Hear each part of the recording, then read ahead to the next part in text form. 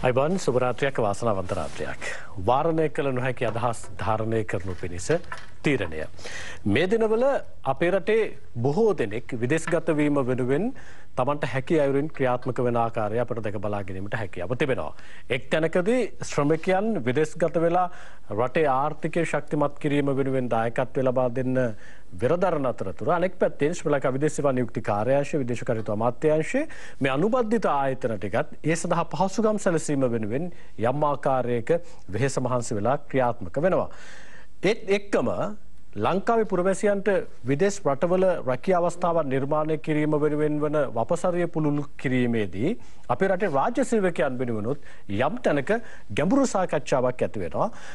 අපේ රටේ රාජ්‍ය සේවකයන් ඉන්න ඕන ප්‍රමාණයට වැඩිය ඉන්නවා. ඒ නිසා ඔවුන්ට හැකිනම් විදේශගත වෙලා ලංකාව වෙනුවෙන් යම් ආකාරයක දායකත්වයක් ලබා දෙන්න අවස්ථාව විවර කළ යුතුයි කියන යෝජනාවත් එක්ක ඒ සඳහා වන යෝජනාවලියක් සකස් කිරීමත් එක්ක ජනාධිපතිතුමත් එක්ක තිබුණු සාකච්ඡාවක ඒ පිළිබඳව වුණු මතුවීමත් එක්ක මේ වෙනකොට ගැඹුරු සාකච්ඡාවක් තියෙනවා. ඒ සම්බන්ධයෙන් ශ්‍රී ලංකා විදේශ සේවා නියුක්ති කාර්යාංශයේ මැදිහත් වීම මොකද්ද? මේ වෙනකොට සාකච්ඡාවේ කොයි තැනද නැවතිලා තියෙන්නේ? ඉදිරියේදී කොහොම වේද කියන කාරණයක් එක්ක ජපානයේ රැකියා අවස්ථාවන් වෙනුවෙන් ශ්‍රී ලාංකිකයන් යොමු කිරීම වෙනුවෙන් අනෙක් පැත්තෙන් පුහුණු කිරීම වෙනුවෙන් වෘත්තියකට අනුගත කිරීම වෙනුවෙන් ශ්‍රී ලංකා විදේශ සේවා නියුක්ති කාර්යාංශයත් අනෙක් පැත්තෙන් ඊට අනුබද්ධ ආයතනත් ඒ වගේම පෞද්ගලික අංශයත් අපි දකිනවා තරගකාරීව ක්‍රියාත්මක වෙනවා. ඒ අතරතුර යම් වංචනික ක්‍රියාවනොත් සැලකිය යුතු ප්‍රමාණයක් සිද්ධ වෙනවා. එනිසා අපි අද තීරණේ මේ වටිනා කාලය වෙන් කරන්නේ ඔබට විදේශගත වෙන්න ඕන නම් ඒ සඳහා වන ක්‍රියාවලිය කොහොමද විධිමත් ආකාරයෙන් නීතිගරුක විදිහට නැත්නම් නීති රාමුව ඇතුලේ සිද්ධ වෙන්නේ සිද්ධ කළගත යුත්තේ සහ වංචනිකයන්ට හසු නොවි ඒ කාර්යය ඉටු කර ගැනීම වෙනුවෙන් පුරවැසියන් විදිහට ඔබ කොහොමද ක්‍රියාත්මක වෙන්න ඕනේ. අපි ඒ පිළිබඳව අද කතා කරන්න සූදානම්. ඒ වගේම ඔබ රට යන්න සූදානමක් තියනවා නම් ඔබට තියෙන අවස්ථාවත් අද මේ සාකච්ඡාව ඇතුලේ අපි මතු කරන්න සූදානම්. ඒ වෙනුවෙන් මේ සාකච්ඡාව සඳහා තීරණය සඳහා බොහොම ගෞරවයෙන් ආරාධනා කළා ශ්‍රී ලංකා විදේශ සේවා නියුක්ති කාර්යාංශයේ ගරු සභාපතිතුමන්ට විශ්‍රාමික මේජර් ජෙනරාල් මහින්ද හතුරුසිංහ මැතිතුමාට ඉතාමත් ආදරෙන් ආයුබෝවන් කියලා ඔබතුමා පිළිගන්නවා. ඒ වගේම මාධ්‍ය ප්‍රකාශක අතිරේක සාමාන්‍ය අධිකාරී මංගල රන්දනේ මැතිතුමාට බොහොම ගෞරවයෙන් ආරාධනා කළා. ආයුබෝවන් ඔබතුමාට. මම කැමති සභාපතිතුමාලාගෙන් සාකච්ඡාව පටන් ගන්න.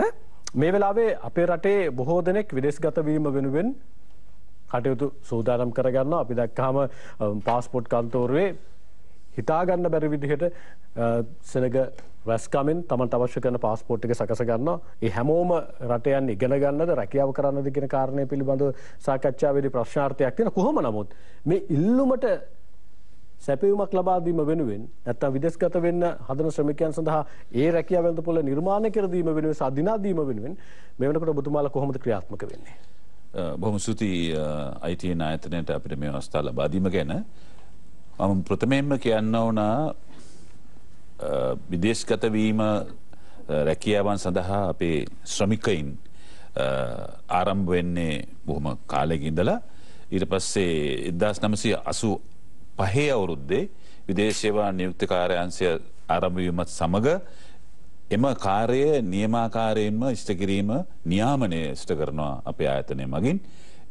එහි විකාශනයක් හැටියට අපි පුහුණු මධ්‍යස්ථාන 12ක් පවත්වාගෙන යනවා. දිස්ත්‍රික් මට්ටමේ අපේ මධ්‍යස්ථාන වෙනම පවත්වාගෙන යනවා. ඒ වෙන ඒ විදේශ සේවා ශ්‍රම හමුදාව සාදා ගැනීම සඳහා අපි නිරන්තර වශයෙන් දායකත්වය ලබා දෙනවා. ඒකම අපි වෙනුවෙන් තරුණ ස්වභාව ඒකම අනිකුත් ත්‍රිතීක පුහුණු ආයතන ඒ සියලුම පුහුණු ආයතන වලින් අපිට අවශ්‍ය දායකත්වය ලැබෙනවා. විශේෂයෙන්ම මෙතෙන්දී වැදගත්ම ආයතන වශයෙන් කටයුතු වෙන්නේ මෙම රැකියා බෑරතු අපිට ලබා ගැනීමේදී දායකත්වය. මොකද අපිට රැකියාවල් ලැබෙන්න ඕන අපේ ශ්‍රමික ජනතාවට අවස්ථාවන් සලසා දෙන්න. ඒ වෙනුවෙන් අපිට ඉන්නවා ඒජන්ට්ස්ලා නියෝජිතයෝ රෙජිස්ටර්ඩ් කට්ටිය ඉන්නවා අපිත් එක්ක 350ක් පමණ සක්‍රිය වශයෙන්. ඒ අයගේ දායකත්වය අරගෙන තමයි අපි රැකියා ලබා දෙන්නේ. ඊට අමතරව අපේ කාර්යාංශය සමග ඍජුව සම්බන්ධ වෙනවා ජපානයේ සඳහා රැකියා අවස්ථා ලබා දීමට අපි මේ ගැන වැඩිපුර කතා කරමු. එතකොට කොරියාව රජය සමග කොරියාවට රැකියාව ලබා දීම සඳහා ඒකම ඊශ්‍රායලය යන රටට ලබා දීම සඳහා ඒකම අපි තවදුරටත් මේ අපේ වත්මන් තත්ත්වය අනුව රට සලකා බලා සියලුම අපි පුළුවන් ආකාරයට අපේ සියලුම රටවල් සමග සාකච්ඡා කරන් යනවා තානාපති කාර්යාල මාර්ගයෙන් සහ අපේ විදේශ සේවා නියුක්තිකාරයන්සේ නිලධාරීන් අපි ඉන්නවා රටවල් 17ක ඒගොල්ලොන්ගේ මාර්ගයෙන් අපි පුළුවන් තරම් නව රැකියාවන් ලබා ගැනීමට උත්සාහ කරනවා. සමබතුමා දැන් කොරෝනා ව්‍යාප්තියත් එක්ක අපි දැක්ක විදේශගත ශ්‍රී ලාංකිකයන් බොහෝ වෙලාවට ශ්‍රී ලංකාවට එනවා සහ ඔවුන්ට ඒ රටවල් වල තිබ්බ රැකියා අවස්ථාවන් අහිමි වෙනවා. යලි ඒ අහිමි වුණු අවස්ථාවන් හිමි වෙමින් තියෙනවද නැත්නම් ඒ රටවල් වල අලුත් රැකියා අවස්ථාවන් විවර වෙමින් තියෙනවද මේ යන්න උත්සාහ කරන්නේ? අපිට ඇත්තටම මේ කොරෝනා උපද්‍රවය ලෝකෙටම සිද්ධ වෙච්ච එකක්. ඒ නිසා ඒක අපි විතරක් විශේෂයෙන් නෙවෙයි නමුත් රටවල් වැහුවා ජපානය වැහුවා කොරියාව වගේ ඒ රටවල් මේ කට්ටිය ගණීමේ තීර්ච తాවකාලික සම්බන්ධතාව දුරස් වීම නිසා අපිට රැකියා අවස්ථාවන් අමාරු ලබා දෙන්න බැරි වුණා අපිට කට්ටිය යන්න බැරි වුණා ස්ථානවලට රැකියාව සඳහා. නමුත් මේ කොරෝනා තත්ත්වය දුරු වීමත් සමග සම්පූර්ණ අපිට විවෘත වෙලා තිනවා හැම රටක්ම අපේ ශ්‍රමිකයන් සඳහා දැන් වැඩිපුර අපිට ලැබෙන අවස්ථාවන් මොකද මැද පෙරදිග එහෙම විශේෂයෙන්ම අලුත් ආයතන සඳහා රැකියා අවස්ථා විශේෂයෙන්ම ආරම්භ වෙමින් පවතිනවා. මංගල රත්නයේ මත දැන් සාමාන්‍යයෙන් අපිට ශ්‍රී ලාංකික ශ්‍රමිකයන් විදිහට බොහෝ වෙලාවට මැද පෙරදිගට තමයි අපේ කටේ රැකියාව සඳහා ගියේ. ඊට පස්සේ අපි දකිනවා ඉතාලිය ඊට පස්සේ මේ පැත්තේ රුමේනියාව සම්බන්ධයෙන් යම් සාකච්ඡාවක් තියෙනවා. ඒ වගේම බොහෝ දෙනෙක් උනන්දුවක් තියෙනවා දැන් ජපානයට යන්න. ඊට පස්සේ ඊශ්‍රායලය සම්බන්ධයෙන් සාකච්ඡාවක් තියෙනවා. මැද පෙරදිගෙන් මෙහාට ඇවිල්ලා යුරෝපයේ පැත්තට වෙන්න ශ්‍රී ලාංකිකයන්ට රැකියාව වෙනුවෙන් තියෙන අවස්ථාවන් පුළුල් වෙලා තියෙනවද නැත්නම් තාමත් අර තිබ්බ සීමාවෙද තියෙන මේ අවස්ථාවන් ශ්‍රී ලාංකිකයන්ට? කොහොමද දැනටත් අපිට මැද පෙරදිග කලාපය තමයි මේ ලංකාවට වඩාත් යෝග්‍ය ඒ වගේම අපිට වාසිදායක කලාපය. ඔබතුමා යෝග්‍ය කියලා කියන්නේ අනිත් ඒවා හොඳ නැද්ද? නෑ මෙතන ගත්තාම මේ වන විටත් ලක්ෂ 8ක් විතර ශ්‍රී ලාංකික ශ්‍රමිකයෝ රැකියා කරලා ආපහු ලංකාවට එන රැකියා කරන අය ලංකාවට මුදල් ලැබෙන කලාපය මැද පෙරදිග කලාපය තමයි. ඉතින් අපි ඒකට නිසි බර තියන්න ඕන මොනවා කතා කරත්. දැන් ගත්තාම මේ වාර්ෂිකව ලංකාවට එවන විදේශ විනිමය ප්‍රේෂණවල 52ක් හිමිකාරීත්වය තියෙන මැද පෙරදිගට. ලෝකයේ සෙසු රටවල් ඔක්කොම ඉතුරු 148 තමයි ඉන්නේ. ඒ නිසා අපි ඒ වටිනාකම දෙන්න ඕනනේ. ඒක දීලා තමයි අපි කතා කරන්න ඕනේ. මොකද මුලාමතක කරන්න හොඳ නැහැ. මේ ශ්‍රී ලංකාවේ විදේශ රැකියා ක්ෂේත්‍රය හඳුන්වා දෙන්නේ මැද පෙරදිග කලාපය. ඒක අපි අවංකව කියන්න ඕන.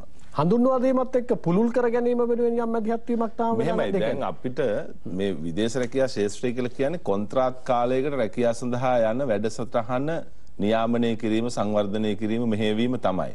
දැන් ඔය යුරෝපය කියලා කියන්නේ කොන්ත්‍රාත් කාලයකට රැකියා කිරීම කියන එකෙන් ඔබට ගිහිල්ලා දීර්ඝ කාලීනව නේවාසිකව ජීවත් වෙමින් දරු පවුල් විදිහට මේ රටවල් වල ජීවත් වෙමින් ඒ විභූතිය පරිශීලනය කරමින් ජීවත් වෙන කාරණාවක් මිසක් ඒක විදේශ රැකියා ක්ෂේත්‍රයේ විදිහට ලොකුවට ගන්න බෑ.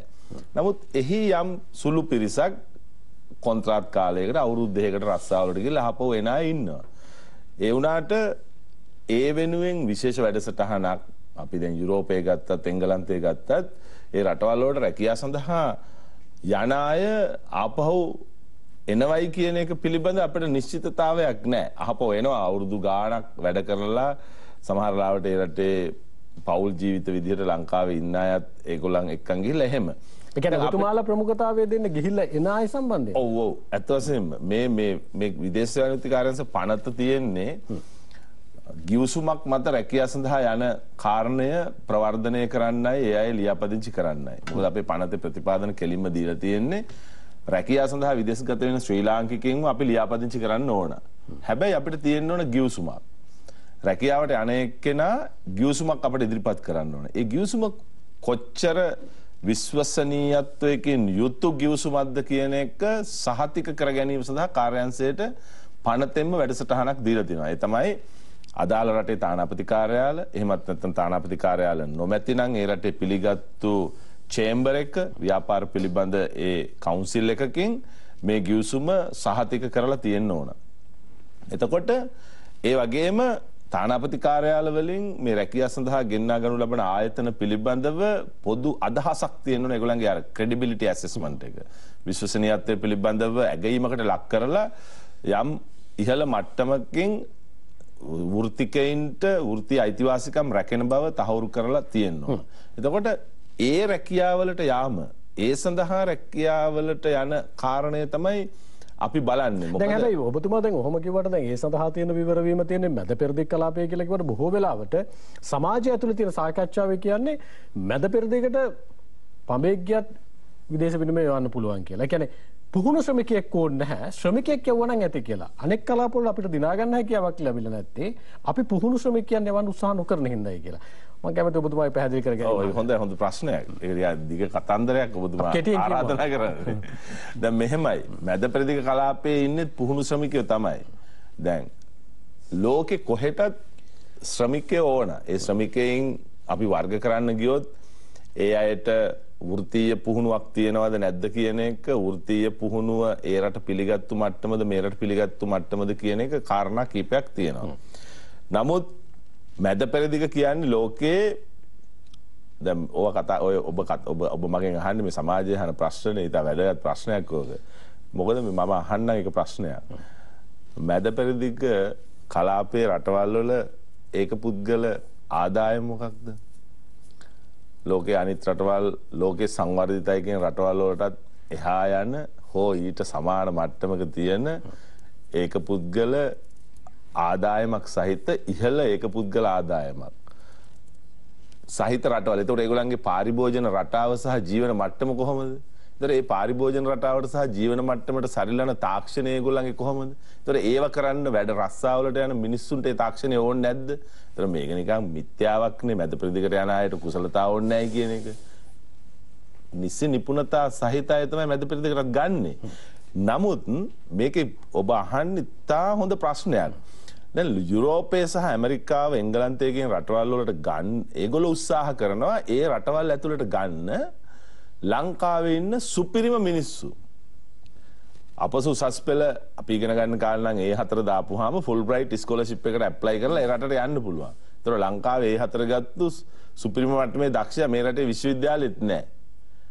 ඊට පස්සේ විශ්වවිද්‍යාලයෙන් ඉගෙනගෙන ෆස්ට් ක්ලාස් එක දැම්මට පස්සේ ඒ රටකට යන්න පුළුවන් පවුල පිටින්ම. ඒක මොකද්ද? ඕකට තමයි ওই බුද්ධි ගලණය කියලා කිව්වේ. මේ රටේ ඉන්න සුපිරි දක්ෂයින් මොලේ තියන අය ඒගොල්ලන් ඔක්කොම ඒ රටවල් වලට ඇදලා අරගන්නේ ඒ රටේ සංවර්ධනය සඳහා. නෑ ඉතින් ඔබතුමාලා මැදිහත් නොවුනත් ඉතින් පදිංචිට යනවනේ. ඒක තමයි මම කියන්නේ අපිට මැදිහත් වෙන්න ඕනේ නෑ ඒකට. අපි ඒ මොකද ඒගොල්ලෝ යන්නේ රස්සාව සහ ජීවත් වීම කියන දෙකටම. ඉතින් ඒ නිසා යුරෝපයේ හෝ ඈත පෙරදිග රටවල් වල විදේශ රැකියා ප්‍රවර්ධනය කියන එකට ශ්‍රී ලංකා විදේශ වාණිජ්‍ය කාර්යාංශය ලොකු ව්‍යායාමයක් දරන්න අවශ්‍ය නැහැ. හේතුව එවැනි කුසලතා ගත්තු අයට ඒ රටවල් වල වීසා ලබා ගැනීමේ ක්‍රමවේදයක් ඒ රටවල් හඳුන්වා දීලා තියෙනවා. ඇමරිකාවට ග්‍රීන් කාඩ් එක හඳුන්වා දීලා තියෙනවා. ඒ අදාළ ලකුණු ගත්තාම මෙහෙට යන්න පුළුවන්. ඕස්ට්‍රේලියාවට අදාළ ලකුණු ගත්තට පස්සේ වීසා එකක් දෙනවා. එතකොට යන්න පුළුවන්. නමුත් දැන් මම කියන්නේ බ්ලෙසින් රීජන් එක කියලා ගත්තේ. ආශිර්වාදයක් සහිත කලාපයේ මැද පෙරදිග සහ නැගෙනහිර ආසියාවේ රටවල්. හරි. එතකොට අපි ප්‍රවර්ධනය කරන්නේ කොන්ට්‍රැක්චුවල් ලේබර් මයිග්‍රේෂන් තමයි. කොන්ත්‍රාත් කාලයකට රැකියාව සඳහා යන අයට යන්න අවස්ථාව දීම, අදාළ සුසුකම් දීම, ගියාම ඒගොල්ලන්ගේ රැකවරණ සැලසීම, ඒගොල්ලෝ නැවත ආපසු ලංකාවට එනකොට ගෙන්වා ගැනීම සහ නැවත සමාජයට අන්තර්ග්‍රහණය කිරීම, පිටත් වීමට පෙර අවශ්‍ය සුසුකම් සහ ඒ අවශ්‍ය දැනුම ආදී ඒ සියලු දේවල් ලබා දෙමින් අපි සංවිධානාත්මක විදේශ රැකියා ශාස්ත්‍රයක් කළමනාකරණය කරනවා. දැන් ඔබතුමාලා ප්‍රමුඛත්වය දීලා තියෙන්නේ ගරු සභාපතිතුමා මැද පෙරදිග කලාපයේනේ. එකක් දැන් මේ කියන විදිහට ගිවිසුම් ගත වීම සහ ඒ අවශ්‍ය කරන පරිසර නිර්මාණය වීම සහ සමහරලාට වැඩිපුරම රැකියා අවස්ථාවන් විවර වීම කියන මේ සියලු කාරණා එකතු කරගෙන ඔබතුමාලා ප්‍රමුඛත්වය දෙනවා මැද පෙරදිග කලාපයට. ඒ ප්‍රමුඛත්වයේම දීලා අවශ්‍ය කරන අවස්ථාවන් නිර්මාණය කරගෙන ස්ථිර පදිංචියට නෙවෙයි කොන්ත්‍රාත් පදනම මත යුරෝපීය කලාපයේ තියෙන රැකියාවන් ටික ඉහළ මට්ටමේ අයට දිනා දෙන්න හැකියාවක් නැද්ද විදේශ සේවා නියුක්ති කාර්යාංශයට? නෑ ඒක ඇත්තටම ඒක කාලීන ප්‍රශ්නයක් වුද මම ඇහුවේ. ඒක මං හිතන්නේ අපේ දැනට මේ රටේ තියෙන අපි දැනට තියෙන වත්මන් ප්‍රශ්නය රැකියා පිළිබඳ තියෙනා වූ ගැටලුකාරී තත්ත්වය සහ ආර්ථික ගැටලුව ඒ සඳහා අවශ්‍ය පසුබිම සකස් කරන්න අපි මේ වෙලාවේ ගන්න උත්සාහය තනිකරම අපේ රන්දනීය මහත්මයා කිව්වා වගේ අපේ තියෙන දක්ෂතා එක්ස්පීරියන්ස් මේ ලේබර් ෆෝස් එක මැද පෙරදිග කලාපයට යවීම. මොකද අපිට ඇත්තටම රැකියාවල් ලැබෙන්නේ මැද පෙරදිග කලාපයෙන් තමයි. අනික් පැත්තෙන් කෙනෙක්ව රැකියාවල් ලැබෙන්නේ මැද පෙරදිග කලාපේ. හැබැයි අපි උත්සාහ කරන රැකියාවල් ලබා ගන්න. හරි. නමුත් ඒක ඔබතුමා හරි. කියන්නේ අපි ආගියුමන්ට් එකකට ඒක හොඳ කතන්දරයක්. නමුත් වෙලා තියෙන්නේ අපිට වර්ෂාවසානයේ වෙනකොට අපේ තියෙනනේ රෙමිටන්ස් මේ එකක් ලංකාවට අවශ්‍ය. ඔව් පුද්ගලිකව අපි හොඳ තැනකට අපේ කට්ටිය යවනෝනේ. ඒක ගැන කිසිම තර්කයක් නැහැ. අපේ ජනතාව හොඳ තැනකට ගෙනියන්න පුළුවන් නම් ඒක තමයි අපේ එකම ලොකුම බලාපොරොත්තුව. නමුත් අපි දැන් ගත්තොත් එහෙම ඒ වෙන මහන්සියට වඩා මේ හා සාපේක්ෂව ඊට වඩා අඩු මහන්සියකින් මොකද අපි ඔක්කොම අර රන්දනීය මහත්මයා කිව්වා වගේ මේ ඒ හත ගන්න ළමයි හතර ගන්න ළමයි නෙවෙයි ඉන්නේ. මේකේ හුඟක් වෙලාවට අපේ ඒක තියෙනවා පිළිගැනීම් සහ විශ්වාස මිත්‍යාවල්. මේ මැද පෙරදිග කිව්වන් පස්සේ ගෘහ සේවය කියන තැන කේන්ද්‍රගත වෙනවා. ඒක වැරදි කතාවක්. මම කලින් තෝ කියලා තිනවා මේ මොකද්ද මේ ගාමන් මේ ගෑන් ළමයි කී ජූකි ගෑන් ළමයි කියලා මොනතරම් වැරදි කතාවක්ද. මොකද මම දන්නවා හොඳටම. මම හයිඩ්‍රාමනි ආයතනයේ වැඩ කරේ හමුදායේ අවුරුදු 36කින් පස්සේ එතෙන්දී මම දැක්කා නෑ අපේ සාමාන්‍ය මාසික වැටුප ලබන අයට වඩා හොඳ වැටුපක් ගන්නවා අපේ ලක්ෂ මේ මහානාය. ඒක කිසිම මේක අර ඔක කියන්නේ මොකද්ද මේ ආකල්පයේ ප්‍රශ්නයක් තමයි තියෙන්නේ. ඔව් අපි ආය අතෙන් එමු. ඔබතුමාලා යුරෝපයේ පැත්තේ දැන් සමහරලාට මැද පෙරදිගට 10 දෙනෙක් යවනකොට යුරෝපයේ පැත්තේ රැකියාවක් ලබා ගත්තොත් කොන්ත්‍රාත් පදනම මත දෙන්නෙක්ගෙන් අර 10 දෙනා ඒවන මුදල කව කරගන්න පුළුවන්. ශ්‍රමයට ලොකු වටිනාකමක් ගන්න පුළුවන්. එහෙම තනක් නැද්ද? එහෙම එකක් නැහැ. එහෙම එකක් නැහැ ඇත්තටම. මොකද අංක 1 අපි කිව්වොත් එහෙම දැන් ඒ 10 දෙකක් කියමුකෝ. 10 දෙනෙක් යවලා සහ මේ දෙන්නෙක් යවන්න මේ දෙන්නා තෝරා ගැනීමේදී විශාල ප්‍රශ්නයක් තියෙනවා. නමුත් ඒහා සාපේක්ෂව මේ 10 දෙනා අර පැත්තට අපිට යවා ගන්න අපිට තියෙන මේ මොකද අබෑර්ථ ප්‍රමාණය බොහොම බහුලයි. කෙනෙක් බලාගෙන කෙනෙක් කියන්න පුළුවන් ඔය කියන්නේ ලේසියට කරන්න පුළුවන් වැඩේ කියන. නෑ අපිට ඕනේ ඒක නෙවෙයි. අපිට ඕනේ අපි ඇත්තට මෙහෙම නෙමෙයි ඒක පුද්ගල ආදායම් මිනිස්සුන්ගේ වැඩි කරන්න එපා මේ ලංකාවේ. ඒකනේ මේක වෙන්නේ. දැන් අපි එහෙමනම් ඉතින් අපි ලංකාවෙන් නොවයම අපි ලංකාවෙම මේ ඔක්කොම තියන් ඉන්නව රස්සාවල් දෙනවා කියලා. එහෙම එකක් නෑ. අපිට අවස්ථාවල් අපි සලසා දෙනවා ලෝකෙ පුරාම. යුරෝපෙට යවන්න පුළුවන් නම් by all means හොඳයි. ඒක තමයි සිහිනය. නමුත් ඒක ඒ සිහිනය සැබෑ කරගන්නම කියලා අපි හිටියොත් එහෙම මං හිතන්නේ මොකද අපිට හම්බෙන vacancies ඇත්තටම නැහැ. ඊතර හම්බෙන්නේ පුද්ගලික ඒකද බඩ ඔබතුමා කිව්වේ හම්බෙන vacancies නැහැ. ඔව්. ඒ හම්බෙන්නේ නැත්තේ අපේ රටේ ඉන්න ශ්‍රමිකයා පිළිබඳව තියෙන අවිශ්වාසයක් හින්දාද? එහෙම නැත්නම් අපේ රටේ මේ ක්‍රියාත්මක කරන process එකේ තියෙන දුර්වලතාවයක් හින්දාද? නැත්නම් රාජතාන්ත්‍රික මට්ටමේ තියෙන සමතුලිතතාවවල තියෙන paludu වීමක්ද දුරස් වීමක්ද? නෑ අපේ රටේ හොඳම සාක්ෂරතාවයේ තියෙන මිනිස්සු ටිකක් ඉන්නවා කියලා ලෝකෙ පිළිඅරගෙන තියෙද්දි ඇයි එහෙම නැහැ කියන්නේ? නෑ ඒක හරි. ඒක මම නැහැ කියලා කියන්නේ අවස්ථාවනේ මේක වැදගත්කම තියෙන්නේ. මේ අවස්ථාව සලසා ගැනීම සෝ සලසා ලබා දීම තමයි විශේෂම කාරණය වෙන්නේ. දැන් අපි බැලුවාන් පස්සේ ඉන්දියාව ගත්තයන් පස්සේ ඉන්දියාවේ ඉන්න ඒ ශ්‍රමික කණ්ඩායමට ඇමරිකාවේ කැනඩාවල අපිට වඩා ඉල්ලීම තියෙනවා.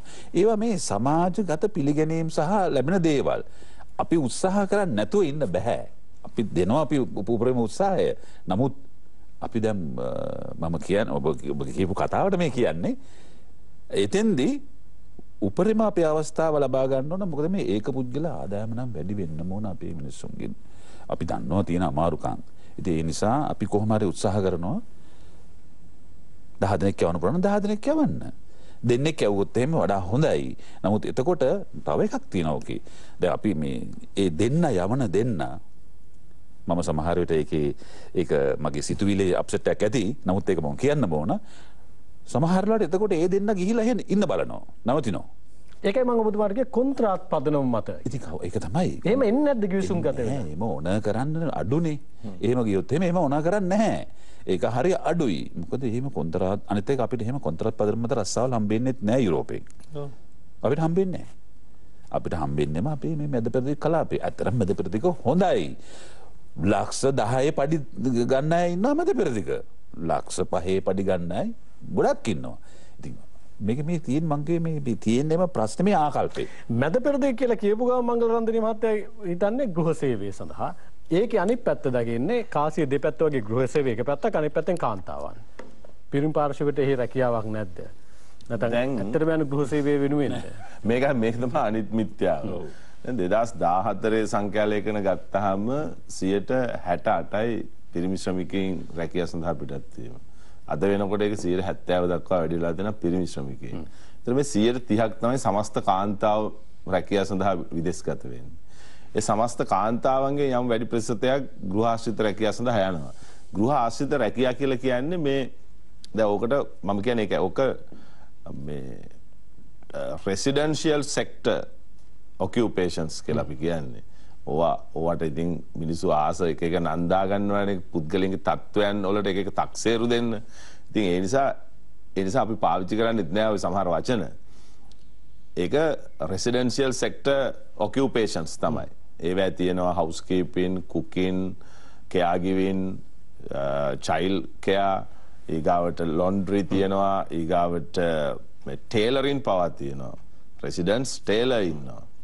ඊගාවට මේ beauticiansලා ඉන්නවා. ඒතර මේ ඔක්කොම high level. ඒ කියන්නේ per capita income එක වැඩි.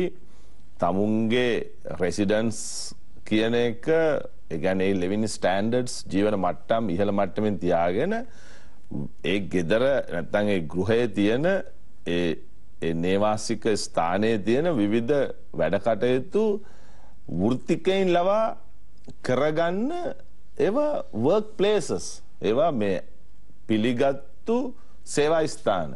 ඒතර ඒ ස්ථාන වලට වෘත්තීන් වලට යනකොට ඒ තැන් වලට වෘත්තිකයෝ යවන්න ඕනේ. මම දෝෂයක් කියනවා නෙමේ. නමුත් අනාදිමත් කාලයක ඉඳලා මේ ඔකියුපේෂන් එක ලංකාවට ආවහම මේක මේ වඩා හොඳ සැලසුම් සහගතව අතීතයේදී ආරම්භ කළේ නෑ. දැන් ওই කතාව කියනකොට මම මගේ සමහර දේශනවල මම කියන්නේ දැන් අපි දන්නනේ early childhood development. ඒ කියන්නේ පූර්ව ළමා විය සංවර්ධනය. අපි golden era of the child තමයි මේ 0.3යි 3.5යි. එතකොට මේ foreign employment sector එක පටන් ගන්න 1977 නොබෙදි ජාතීන්ගේ සම්මේලනයෙන් පස්සේ මැද පෙරදිග කලාපයෙන් ලංකාවට ආපු රාජ්‍ය නායකයෝ කියනවා why not you come to why not you ඒ කියන්නේ පිලිපීනේ රටවල් වල ඉන්න ශ්‍රමිකයෝ අපේ රටවල් වලට දැන් එනවා. ඇයි ශ්‍රී ලංකාවෙන් එවන්නේ නැත්තේ කියලා. ඊට පස්සේ තමයි ශ්‍රී ලංකාවේ මේ අවස්ථාව එහෙනම් ගන්න කියලා කිව්වේ. ඒතර මේක ගත්තේ ප්‍රයිවට් සෙක්ටර් එක. පෞද්ගලික අංශය මැද පෙරදිගත් එක්ක සම්බන්ධතා තිබිච්ච පෞද්ගලික අංශය රැකියා බෑරතු ගෙනල්ලා ඒගොල්ලෝ යවුවා. කවුරු හරි අපේ රටේ හිටපු අය. නමුත් ඒකට රාජ්‍ය මැදිහත් වීමක් තිබුණේ නැහැ. දැන් 77 නැත්නම් 78 ඉඳලා 85 වෙනකන් මේ ඉන්ඩස්ට්‍රි එකට පේරන්ට් කෙනෙක් නැහැ. ඒකයි මම කියන්නේ. මේ industry rolled out without parentship. මේ දෙමව්පියන්ගේ රැකවරණ වලින් තොරව හැදිච්ච දරුවෙක් විදේශ රැකියා ශාස්ත්‍රය කියන්නේ අපේ රටේ. ඇත්ත කතාව. ඇත්ත ඒක. ඊට පස්සේ අවුරුදු 7ක් වුණාට පස්සේ තමයි අම්මවයි තාත්තවයි ඉන්ට්‍රොඩියුස් කරන්නේ පාර්ලිමේන්තුව. ඊට පස්සේ අම්මටයි තාත්තටයි හම්බ වෙන්නේ early childhood පහු කරපු දරුවෙක්. ඒකයි ඔය තියෙන ආකල්පේ මේකයි මේ ප්‍රශ්නේ. හරි. දැන් ඔබතුමා ඒක මතක් කරපේක හොඳයි. ඒක හදන්න තමයි අපි මහන්සි වෙන්නේ. දැන් අපි තැනකට ගෙනල්ලා. ඒ නිසා තමයි මේ ඔබතුමාට දැන් පුළුවන් වෙලා තියෙනවා මේ ආකල්පේ වෙනස් කරගන්න මේ අපි මේ චැලෙන්ජ් එක අතාරින්නේ නැහැ. අපිට දරුවෙක් අවුරුදු 10න් හම්බුණත් අපි හොඳට හදනවා. මොකද ඒ ස්කිල් එක අපි ගාව තියෙනවා. ඒ නිසා අපි මේ හම්බෙච්ච වර්ධනය වෙච්ච බබාව අපි දැන් නව යෞවනයත් පහු කරලා ඉවරයි මේ ශාස්ත්‍රය. දැන් අපි ගෙනල්ලා තියෙනවා ලෝකෙ පිළිගත් වෘත්තියක් විදිහට residential housekeeping, advanced housekeeping, advanced caregiving කියන තැනට occupational classification එක ඇතුලේ ජාත්‍යන්තරව පිළිගත් වෘත්තීය නාමකරණයක් ඇතුලේ රස්සාවකට යන අවස්ථාව හදලා තියෙනවා. අපි එතන කාර්යාංශය. අපි එතන මෙහාට එමු තව කරුණු කාරණා ගණනාවක් තියෙනවා. අපි මැද පෙරදිගේ මෙහාට එන්නත් ඕන. අනිත් පැත්තෙන් රැකියා අවස්ථාවන් හොයාගන්න එක සම්බන්ධයෙන් විදේශ වන්‍යුක්ති කාර්යාංශය ඊට පස්සේ යන අයට රැකියා සුරක්ෂිතතාවය ලබා දීම සම්බන්ධයෙන් පුහුණු කිරීම සම්බන්ධ කාරණා ගණනාවක් කතා කරන් තියෙනවානේ.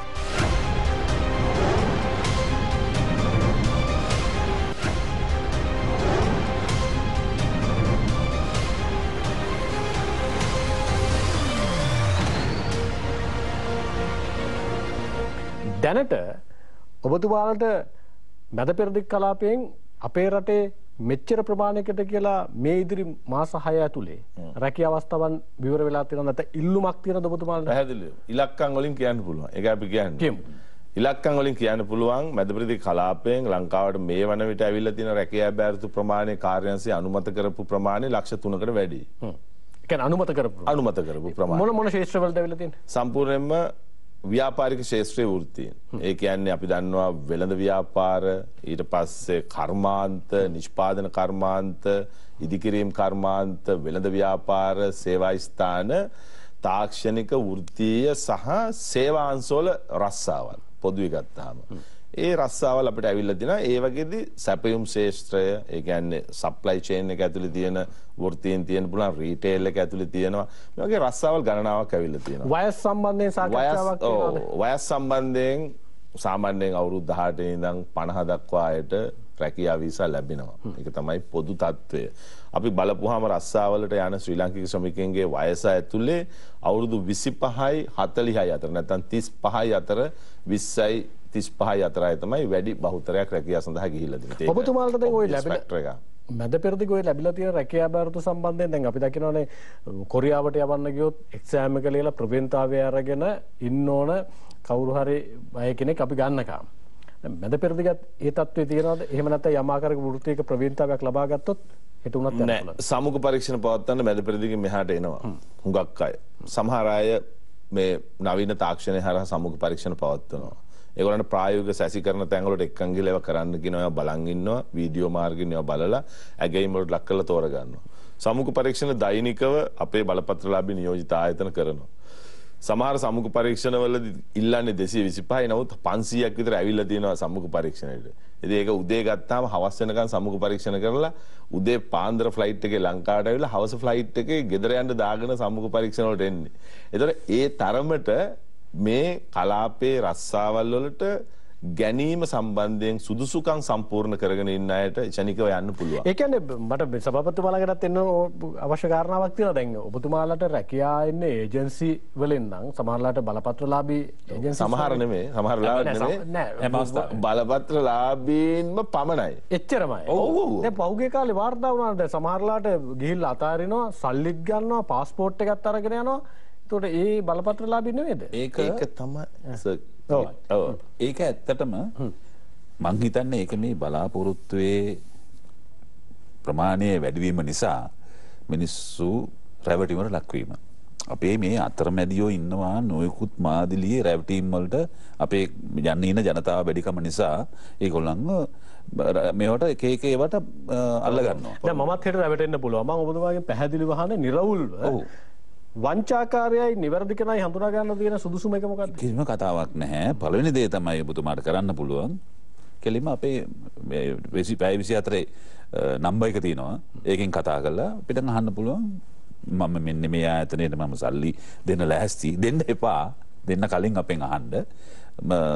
මෙහෙම රැකියාව පොරොන්දුලා තියෙනවා. මෙයා විශ්වාසවන්තයෙක්ද? ඔව්. දැන් සභාපතිතුමා කිව්ව කාරණේට මම එකතු කරන්නම්.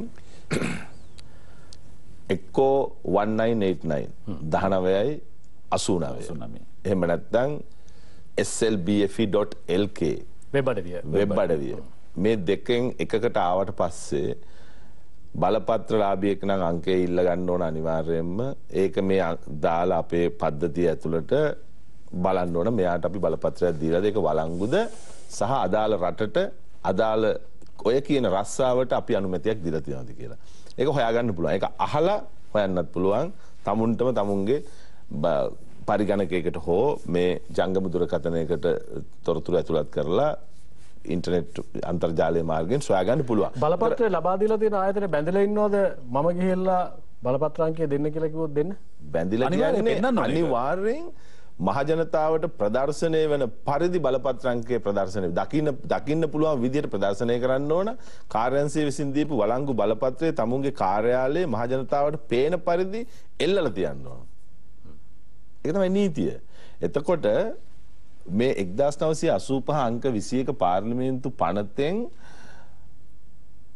බලය දීලා තියෙන ශ්‍රී ලංකා විදේශ සේවා නියුක්ති කාර්යාංශයට විතරයි රැකියාව සඳහා ශ්‍රී ලාංකිකයින්ව විදේශ ගත කිරීමේ අයිතිය සහ බලය.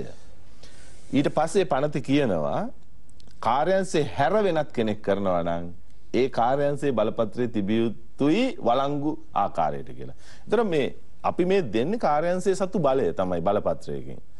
කාර්යාංශයට තමයි බලය තියෙන්නේ. ඒ බලය තමයි අපි දෙන්නේ. එතකොට ඔය බලපත්‍ර ලාභියෙක් කියන කෙනා විදේශ සේවා නියුක්ති කාර්යාංශයේ ඒ කොටස වෙනුවෙන්ම පෙනී සිටින්න ඕන. ඒ කොටස වෙනුවෙන්ම පෙනී සිටින්න 100%ක් කාර්යාංශය ලීගල් එන්ටිටි එකක්. ඒ කියන්නේ නෛතික ආයතනයක්. මේ නෛතික ආයතනයේ ප්‍රකාශනයමයි බලපත්‍ර ලාභියාගේ ප්‍රකාශනය වෙන්න ඕනේ. ඒ හැර වෙන කිසිදු ප්‍රකාශනයක් බලපත්‍ර ලාභියෙකුට තියෙන්න බෑ. දැන් ඔබතුමාලට එහෙම යම් ආකාරයක දැන් අපි සමහර වෙලාවට දකින කාරණාව තමයි ඉතාලිය යවන්න කියලා හරි කොහේ හරි රටකට යවන්න කියලා හරි මුදියන්සේ මං ගිහිල්ලා මුණ ගැහෙනවා මුදියන්සේ ගිහිල්ලා දිසානායක මුණ ගැහෙනවා දිසානායක තමයි සමහරවිට ඒජන්සි ඉන්නේ. දැන් මම දීලා තියෙන්නේ මුදියන්සේට සල්ලි. අවසානයේ ඒජන්සිය දන්නෙත් නැහැ මට සල්ලිත් නැහැ. එහෙම තත්ත්වයක් ඔබතුමාලට වාර්තා වෙනවද? වාර්තා වෙලා තියෙනවා. එතරදී තියෙන හඳුනා ගැනීම තියෙන වංචනික ක්‍රියාවලින් අවසානයේ කොතන හරි ඒජන්සියක් සම්බන්ධ ඇතිනේ. සමහර වෙලාවට ඒ කියන්නේ මොකද අපි ඒක මේ රැඳෙන්නේ යන එක්කෙනාගේ උවමනාව සහ දැනුම මත. දැන් එයාට මේක ෂුවර් නම් කවුරුරේ කියලා තියෙනවා නම් එහෙම ඔය විශ්වාසය මත නෙවෙන්නේ වැඩි. එයා කිව්වොත් එහෙම නෑ නෑ මෙතන නම් ෂුවර්ම තමයි මේක බය වෙන්න එපා මෑට දෙමු කියලා. මෙයා මම දුන්නොත් එහෙම ඒ මගේ මේ ඇත්තටම මම අඥාන මේ ක්‍රියාවක්. මම මේක අනිවාර්යෙන් චෙක් කරගන්න ඕන. මේ රන්දනි මහත්මයා කිව්වා වගේ මෙන්න මේ පාස් සුසුකම් මේක තියනවාද මේ ආයතනයේද කියලා. අනෙක් පැත්තෙන් සමහරවිට එහෙම වෙන්නේ මට අවශ්‍ය කරන රැකියාව මට විදේශගතව වෙන්න අවශ්‍ය කරන රැකියාව පිළිබඳව යම් ආකාරයක මට හොයාගන්න තියෙන අපහසුතාවය නිසානේ. නැත්තම් ඒ පාත් එක පිළිබඳව තියෙන මට තියෙන අපහැදිලිතාවය නිසා රන්දනි මම දැන් සමහරවිට ඒක නිවැරදිව තියෙනවා නම් පාත් එකත් පැහැදිලිව තියෙනවා නම් මම තව කෙනෙකුගේ ගොදුරක් බවට පත් වෙන්නේ නැහැ. ඒ ඇත්තටම එහෙම හරි පාත් එකක් දැනුවත් කිරීම වැඩ පිළිවෙලක් විදේශ සේවා නියුක්ති කාර්යාංශ විදිහට බලයලත් ආයතනයේ විදිහට ලංකාවට ඇවිල්ලා තියෙන්නේ මෙන්න මේ රැකියාව ටික. යන්න මෙන්න මෙහෙම පුළුවන්. මෙන්න මේ තමයි බලපත්‍ර ලාභී ආයතනේ මේකට සම්බන්ධ වෙන්න කියලා ඔබතුමාලා පූර්ව දැනුවත් කිරීමක් කරන්න ක්‍රමවේදයක් තියෙනවා. අපේ මෙහෙමයි ඒක කරන්නේ. දැන් ඇත්තටම අපි ගමුකෝ ජපානය, කොරියාව, ඊශ්‍රායලය. මේ වගේ මේ රටවල් තුනේ ඒවා රජය සමග අපි සමග ඒ රජයන් කටයුතු කරන්නේ. ඒ කියන්නේ ඔබතුමාලා විතරයිද යවන්නේ? ඔව්. ඒක ඒජන්සිස් තියෙන ඕනතර. නෑ ඒ සමහර වෙලාවට වෙන මාර්ග භාවිතා කරනවා මේකට. ජපානයේ ඒජන්සිස් තියෙනවා සමහර අය තියෙනවා ඒක හරි. නමුත් කොරියාවට ඊශ්‍රායලයට අපිම තමයි වලින් රැකියාව සඳහා පිටත් කරන්න බෑ දැන්. දැන් මම ඔබතුමාගේ මේ පැහැදිලිව ප්‍රශ්නයක් අහනම් මේ සභාපතිතුමා එක්ක ඔබතුමා උත්තර දෙන්න ඔබතුමා උත්තර දෙන්න. හරි.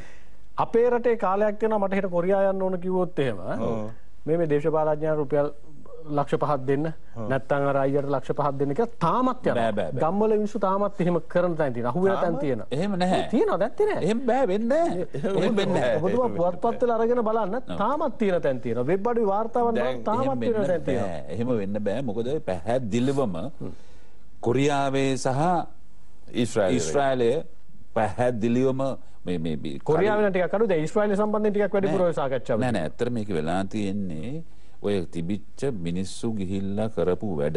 අපි කියමුකෝ මම ගියා කියලා කොරියා මේ ඊශ්‍රායලයට රස්සාවකට. ඊට පස්සේ මම එතනින් ගිහිල්ලා මම පයින්නවා එතන ඉන්න බෑ. ඊට පස්සේ දැන් මගේ යාළුවෙක් තමයි රන්දනී මහත්මයා. එයා කියනවා එතන ඉන්න එපා එන්න අපි ගාවට කිව්වන් පස්සේ දැන් මම ගිහිල්ලා නේ රටට. ඊට පස්සේ මම එතෙන්ට ගිහිල්ලා එතකොට අපේනොත් මිදෙනවා. එතකොට මේ රටෙන් අර ආපු ක්‍රියාදාවෙනුත් මිදෙනවා. එතකොට ඒක ලොකු ප්‍රශ්නයක් වෙනවා. එතකොට එහෙම නැම් පස්සේ ඔන්න එතකොට තමයි මේ මාර්ග වලින් තමයි කොරියාවෙත් ওই ප්‍රශ්න අපිට උගා මේ ඉපරත් අපි මේ ඕක මේ ඇඩ්‍රස් කරා.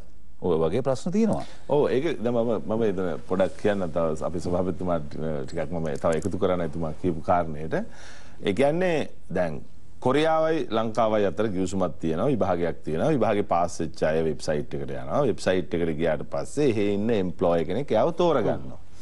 එතකොට මෙතන මට තියෙන ප්‍රශ්නේ මේක. එතන බලපත්‍රලාභීන් කවුරුවත් නැහැ. නමුත් අපේ මේ ලංකාවේ සිවිල් සමාජයේ ජන්ම දුර්වලකමක් තියෙනවා. ඒක අපි දන්නේ කොහොම අරින්න පුළුවන්ද කියලා. මේ ජන්ම දුර්වලකම තමයි ඒගොල්ලෝ හිතන්නේ පද්ධතීන් පිළිබඳව නෙමෙයි. ඒ කියන්නේ පද්ධතීන් තියෙනවානේ සිස්ටම්ස්. කියන්නේ පද්ධතීන් බොහොම ට්‍රාන්ස්පරන්ට්. ඒ කියන්නේ විනිවිද භාවයකින් යුක්තයි. පද්ධතීන් සම්බන්ධ ක්‍රියාකාරකම් මේ අර ගුණාත්මක අතින් ඉහළයි. ඒක පැහැදිලි. ඒක තමයි පද්ධති ක්‍රමය. ඒ කියන්නේ සිස්ටම් අප්‍රෝච් එක ගත්තාම. එතකොට කොරියාවට රැකියාව සඳහා යාම සම්බන්ධයෙන් ස්ට්‍රක්චර්ඩ් සිස්ටම් ව්‍යුහගත පද්ධතියක් තියෙනවා. මේ පද්ධතිය පිළිබඳ විශ්වාසයක් නොකරන යම් ජන ප්‍රතිශතයක් මේ රටේ ඉන්නවා. මම ඒකගේ ජන්ම ලැබියාවක් තියෙනවා. ඒක කොහෙන් කඩලා වෙනස් කරන්නද කියලා මට තේරෙන්නේ නැහැ. අපි උදේ ඉඳන් රැය වෙනකන් කොච්චර දැනුවත් කරත් ඒක ඔළුවේමයි තියෙන්නේ. ඒගොල්ලෝ හිතනවා අදටත් ඒ ක්‍රමය නෙමේ මේ දන්න කියන ක්‍රමය. ඒ කියන්නේ මේ සිස්ටම් එකේ යන්න ගියොත් පරක්කු වෙනවා. ඉක්මනින් යන්න. එතකොට මේ දන්න කියන අය හරහා යන්න පුළුවන් වෙයි කියලා හිතන මිනිස්සු කොටසක් ඉන්නවා. ඒක වෙලා තියෙන්නේ මේ රටේම බෝ කරපු එකක්. ඒක මම කොයි view-හේද බෝ කරුවේ කියලා මම කියන්නේ නැහැ. ඒක අපි නොකියා කියමු යම් view-හයන් විසින් රටේ අපේ සිවිල් පුරවැසියන්ට උගන්වලා තියෙනවා. මේ දන්න කියන අය හරහා වැඩ කරගන්න ලේසි. අපි එතකොට ඒ නිසා කොරියාවේ විභාගේ පාස් වෙලා වෙබ්සයිට් එකේ පොලිස් වාර්තාව නිවැරදි, වෛද්‍ය වාර්තාව නිවැරදි, කුසලතා මට්ටම ඉහළයි, වෙබ් අඩවියේ රැඳී සිටින අය අතරත් අය කාට හරි ගිහින් කියනවා මට ඉක්මනට ගිවිසුමක් ගෙන්න ගන්න බැරිද කියලා. දැන් අපි විභාගේ පාස් වෙන වෙලාවේ පැහැදිලි කරලා කඩදාසියකින් දෙනවා. එහෙම ඒවට උත්සාහ කරන්න එපා. එහෙම ඒවට උත්සාහ කිරීමෙන් සිද්ධ වෙන්නේ ඔබව පාවිච්චි කරන්න පුළුවන්. මොකද ඔබ ළඟ ඇවනිව් එකක් තියෙන බව කාට හරි පේනවා. හැබැයි ඊතර මෙහෙම එකක් තියෙනවා. සමාජෙම කියනවා ගිහපු අයත් කියන සමහරලාට මම ඉන්නේ කොරියාවේ නම් මං ඉන්න ආයතනයේ රැකියාවන්තව 10ක් 15ක් තියෙනවා නම් ආයතනයේ ප්‍රධානයාට කියලා මගේ කෙනෙක් ඉන්නවා කියලා හොයාගෙන කැඳවීමක් කරන්න බෑද? කවදාවත් බෑ. ඒක තමයි ඔය ප්‍රශ්නේ මේක නම්බර් 1 මිත්‍යා. ඔව් ඒක තමයි මේ ළඟදි දවසක ගලක් උඩ ඉඳගෙනත් ඔක අහලා ඔය ප්‍රශ්නේ හරියට විසඳලා දුන්නා. ඒක හරියට විසඳගත්තේ නෑ. ඒ කියන්නේ අපේ මේ තෝරගෙන ඉන්න අය කියනවා ඒගොල්ලන් දන්න හාම්පුතාට මාව බැලුවට පේන්නේ නෑ කියලා. දැන් හාම්පුතාට පුළුවන්, ඒ කියන්නේ සේවා යෝජකයන්ට පුළුවන් කොරියානු වෙබ් අඩවියට ප්‍රවේශ වෙන්න. ඒ ප්‍රවේශ වෙන්න දෙන්නේ එක්තරා ක්‍රමයකට කොරියාව. ඒ මොකක්ද දන්නවද ක්‍රමේ? දැන් මේවා මම නිතර කියන්න ඕන. අනිවාර්යයෙන්ම. ඒ ක්‍රමේ තමයි කොරියාවේ ඉන්න හාම්පුතෙක්ට ඒ කොරියාවේ කම්කරු කාර්යාලයට ඇවිල්ලා ඉල්ලන්න පුළුවන් මට ලංකාවෙන් ශ්‍රමිකයෝ දෙන්න මගේ කර්මාන්තයට කියලා. සුළු හා මධ්‍ය පරිමාණ කර්මාන්ත වලට තමයි ශ්‍රමිකයෝ ගන්නෙ. එතකොට සුළු හා මධ්‍ය පරිමාණ කර්මාන්ත හිමිකරුවෙක් ඇවිල්ලා කොරියාවේ කම්කරු කාර්යාලයෙන් ඉල්ලනවා මට ලංකාවෙන් ශ්‍රමිකයෝ දෙන්න කියලා. එතකොට එයාට පෙන්නනවා දෙවරක් 3-6ක්. ඒ කියන්නේ එක්කෙනෙක් ඕන නම් 3 දෙනෙක් පෙන්නනවා. දෙන්නෙක් ඕන නම් 6 දෙනෙක් පෙන්නනවා. මේ 6 දෙනා එයාට පේන්නේ එයාගේ උස, බර, විභාගයේ ලකුණු, එයාට මොන හරි විශේෂ කුසලතාවයක් තියෙනවා නම් ඒ කියන මේ එයාගේ ෆිසිකල් දත්ත ටිකක් තමයි පෙන්වන්නේ. ඒ 6 එයා බලලා එයාට හිතෙනවා මගේ කම්පැනියට මෙච්චර උස හොඳයි. මේ වගේ වේට් එකක් තියෙන කෙනා හොඳයි. මෙයාට කොරියන් භාෂාවටත් ලකුණු මෙච්චරක් විතර තියෙනවා. ඒකත් හොඳයි. ආදි වශයෙන් කියලා එයා දෙන්නෙක් සිලෙක්ට් කරපුවාම ඒ දෙන්න ඊට පස්සේ තමයි ඒගොල්ලන්ගේ ඉතුරු ඩීටේල්ස් ටික එයාට පේන්නේ. තෝරගත්තට පස්සේ ඊගාවට තමයි යා ඒ තෝරගත්තු දෙන්නට ගිවිසුම බාර දෙනවා. ඒ ගිවිසුම අස්සම් කරපු වහාම එදිනම හෝ ඊට පසු දින ශ්‍රී ලංකා විදේශ අනිත්‍යකාරයන්ගේ වෙබ් අඩවියට ගිවිසුම එනවා. එතකොට මම මේ කියන්නේ සමහරු ඉඳගෙන කියනවා මේක මෙච්චර හොඳට පැහැදිලි කරලා දීලා ඒගොල්ලෝ දන්න හාම්පුතෙක් ගිහිල්ලා යාට මේ මාව හොයාගන්න බෑ කියලා. හොයාගන්න බෑ තමයි. මාව හොයාගන්න පුළුවන් වුණා නම් මොකද වෙන්නේ? කරප්ෂන්. ඒ කියන්නේ දූෂණය, වංචාව, මුදල් සූරාකෑම. කොරියාවට දීලා තියෙනවා සම්මානයක් ඇමරිකා එක්සත් ජනපදය 2010 වර්ෂයේදී මේ best transparent system for foreign employment sector in the world කියලා. 2011 ලංකාවේ රටවල් 16 අතරින් හොඳම රට විදිහට ශ්‍රී ලංකාව සම්මානය ගත්තා. විදේශ අනිත්‍ය කාර්යාංශය. ඒ සම්මානය ගන්න වෙලාවේ සම්මානය ගත්ත වෙලාවේ අපිට ඒ සම්මානය ඒගොල්ලෝ පෙන්නුවා. මොකටද පෙන්නුවේ? අපිට මේ සම්මානය දෙන්නේ transparency, best practices and quality performances කියන නිර්ණායක තුනට. ඒ තරම් හොඳට මේ වැඩසටහන ශ්‍රී ලංකා විදේශ අනිත්‍ය කාර්යාංශය කරන නිසා. ඒ නිසා කොතනකදීවත් අර උඩින් ගිහිලා දාන්නම් දෙන්නම් කියන දේවල් එක්ක යන්න එපා කියන කාරණා සම්බන්ධයෙන් තමයි පැහැදිලි කරුවේ. ඊශ්‍රායල සම්බන්ධයෙන් කතාව ඒකමද? ඊට පස්සේ ඒක තමයි කියන්න අත්‍යවශ්‍යයි. හේතුව මොකද ඊශ්‍රායලය පිළිබඳව ඉතාම වැරදි මතවාද ගණනාවක් සමාජය තුළ මේ මොහොත වනිට යනවා. ශ්‍රී ලංකාවත් ඊශ්‍රායලයත් අතර 2020 පෙබරවාරි මාසේ ගිවිසුම අත්සන් කරා 19 වෙනිදා. ඒ අත්සන් කරාට පස්සේ කොරෝනා වලින් පස්සේ අපිට වැඩ කටයුතු කරන්න හම්බුන්නේ නැහැ. 20 කොරෝනා 21 යම් විදිහකට අගෝස්තු විතර වෙනකොට රටවල් ඇරලා වැඩ පටන් ගත්තා. 22 දී තමයි අපිට අවස්ථාව ලබා දුන්නේ මේ සුදුසුකම් තියන අය කොරියානු වෙබ් අඩවිය මේ ඊශ්‍රායල් වෙබ් අඩවියට ඇතුළත් කරන්න. එතකොට ඊශ්‍රායල් වෙබ් අඩවියට සුදුසුකම් තියන අය ඇතුළත් කරපුවාම 90% කාන්තාව විය යුතුයි කියන එක අපි ප්‍රසිද්ධියට පත් කරා වෙබ් අඩවියේ සෑම පාඨමාලාවකදීම කිව්වා. පිරිමින්ට තියෙන 10% chance එක. එතකොට පිරිමි අය අපිට කිව්වා අපි කිව්වා ඔයගලන්ට 10%යි තියෙන්නේ. ඒ නිසා මේකට එහෙම ලොකු බලාපොරොත්තු තියාගන්න එපා. මේකට උනන්දුව තිබුණාට මේ chance එක හම්බෙන්න තියෙන ඉඩ ගොඩක් අඩුයි කියලා. නමුත් ඒගොල්ලෝ කිව්වා නෑ නෑ ඒක අපි බලා ගන්න අපිට ඉගෙන ගන්න දෙන්න. ඉතින් අපිට ඒකට දොස් කියන්න බෑනේ අපිට ඒ දායින් කරන්න බී දායින් කරන්න කියලා විදියක් නෑ. ඉගෙන ගන්න හැටි ඉගෙන ගන්න දුන්නා. හැබැයි අපේ පාඨමාලාව සාත්තු සේවා පාඨමාලාව මිසක් ඊශ්‍රායලයේ සඳහාම පමණක් පාඨමාලාවක් නෙමෙයි. NVQ level 3 සාත්තු සේවා පාඨමාලාව. ෆයින්. ඒක කරන්න අවස්ථාව දුන්නා. දැන් වෙබ් අඩවියට ඇතුල් කරගන්නේ කාන්තාව පමණයි. ඒ නිසා පිරිමි ඉතා විශාල ප්‍රමාණයක් අපිට චෝදනා කරනවා ඒගොල්ලන්ව වෙබ් අඩවියට දාන්න නැහැ කියලා. සමහර අය මාස 8ක් වෙනවා විභාගෙ කියලා. සමහර අය ඉගෙනගෙනත් දැන් අවුරුද්දක් විතර වෙනවා යන්න දෙන්නේ නැහැ. බොරු කිව්වා කාර්යාංශයත් බොරු කිව්වා කියලා තමයි කියන්නේ. ඔව්. ඉතින් බොරු නෙමෙයි. මුලින් ඉඳන්ම අපි ඇත්ත කියන්නේ. ඇත්ත පිළිගන්නේ නැහනේ. දැන් මෙහෙමනේ ඇත්ත පිළිගන්නේ නැත්තේ ඇත්ත පිළිගන්න සූදානමක් සහිත විවෘත භාවයක් තියෙන්න ඕනේ. දැන් තමුන් මොකකින් හරි වහගෙන හිටියොත් මේක තේරෙන්නේ නැහැ. ඊට පස්සේ අපි කොච්චර ඇරලා පෙන්නුවත් ඒගොල්ලෝ කියන්නේ මේක බොරුවක් කියලා. දැන් ප්‍රදර්ශනය කරලා තියෙනවා 90% කාන්තාවෝ. එතකොට මම තේරුම් ගන්න ඕන මට තියෙන chance එක 10%යි. 10%නුත් පිරිමි වැඩි වුණොත් තවත් chance එක අඩුයි. ඉතින් මට මේක හම්බෙන්නත් පුළුවන්, හම්බ නොවෙන්නත් පුළුවන්. ඒ රිසර්වේෂන් එක තියාගන්න ඕනේ. දැන් අපේ ශ්‍රී ලාංකිකයින්ට තියෙන ලොකු අර්බුදයක් නේ රිසර්වේෂන් නැතිකම.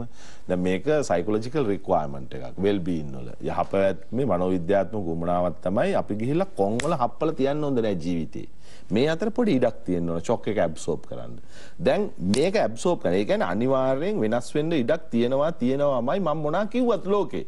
ඒකට ඉඩ ඉතුරු කරගන්න තු මම වැඩ කරගෙන ගියොත් මේ දෙක අතරදී ෂොක් එක ගන්න විදියක් නැහැ. ඊට පස්සේ ගහගන්න එන්නේ මේක මෙහෙවන ආයතනත් එක්ක 110න් එහාට ඊශ්‍රායලයේ විවර වෙන්නේම නැද්ද දොරටු අපේ රටේ පිරිමින විවර වෙන්නේ. ඒ කියන්නේ ඊශ්‍රායලයේ නෙමෙයි මුළු ලෝකෙම මේක සම්මතේ. මම මේක කියලා දුන්නා පැහැදිලිව. ඒක තමයි දැන් මේ වෙලාවේ කවුරු හරි Zoom meeting දාලා කියලා දුන්නා. මොකද දැන් මේ වෙලාවේ ලෝකේ සාත්තුව ඉල්ලන කාන්තාව සියලු දෙනා ඉල්ලන්නේ කාන්තා සාත්තු සේවිකාව. නෑ හරි ඔබතුමා කියන කාරණාව හරි. පිරිමි 99%ක් ඉල්ලන්නේ කාන්තා සාත්තු සේවිකාව. ඒක තමයි දැන් ඔබතුමා කියන කාරණාව කලාතුරකින් තමයි පිරිමියෙක් ඉල්ලන්නේ පිරිමි සාත්තු සේවකයෙක්. මම ඔබතුමාගේ අහන්නේ දැන් කවුරු හරි බලාපොරොත්තුවක් තියාගෙන පුහුණුවක් තියෙනවා නම් ඒක අතහැරලා දාන්න කියලා කියන්නේ. සම්පූර්ණයෙන්ම තමුන් දැන් වෙබ් අඩවියට ඇතුල් කරන්න දෙන්නේ නැහැ ඊශ්‍රායලය. අපි නෙමෙයි ඊශ්‍රායලය ඒක ක්ලෝස් කරලා දෙන්නේ. ඒක නම මං කියන්නේ බලාපොරොත්තු අතහැර ගන්න කියලා කියන්නේ. ඒතකොට ඊශ්‍රායලයට සාත්තු සේවය සඳහා නැවත දැනුම් දෙන තුරු පිරිමි අයගේ ඇප්ලිකේෂන් එවන්න එපා.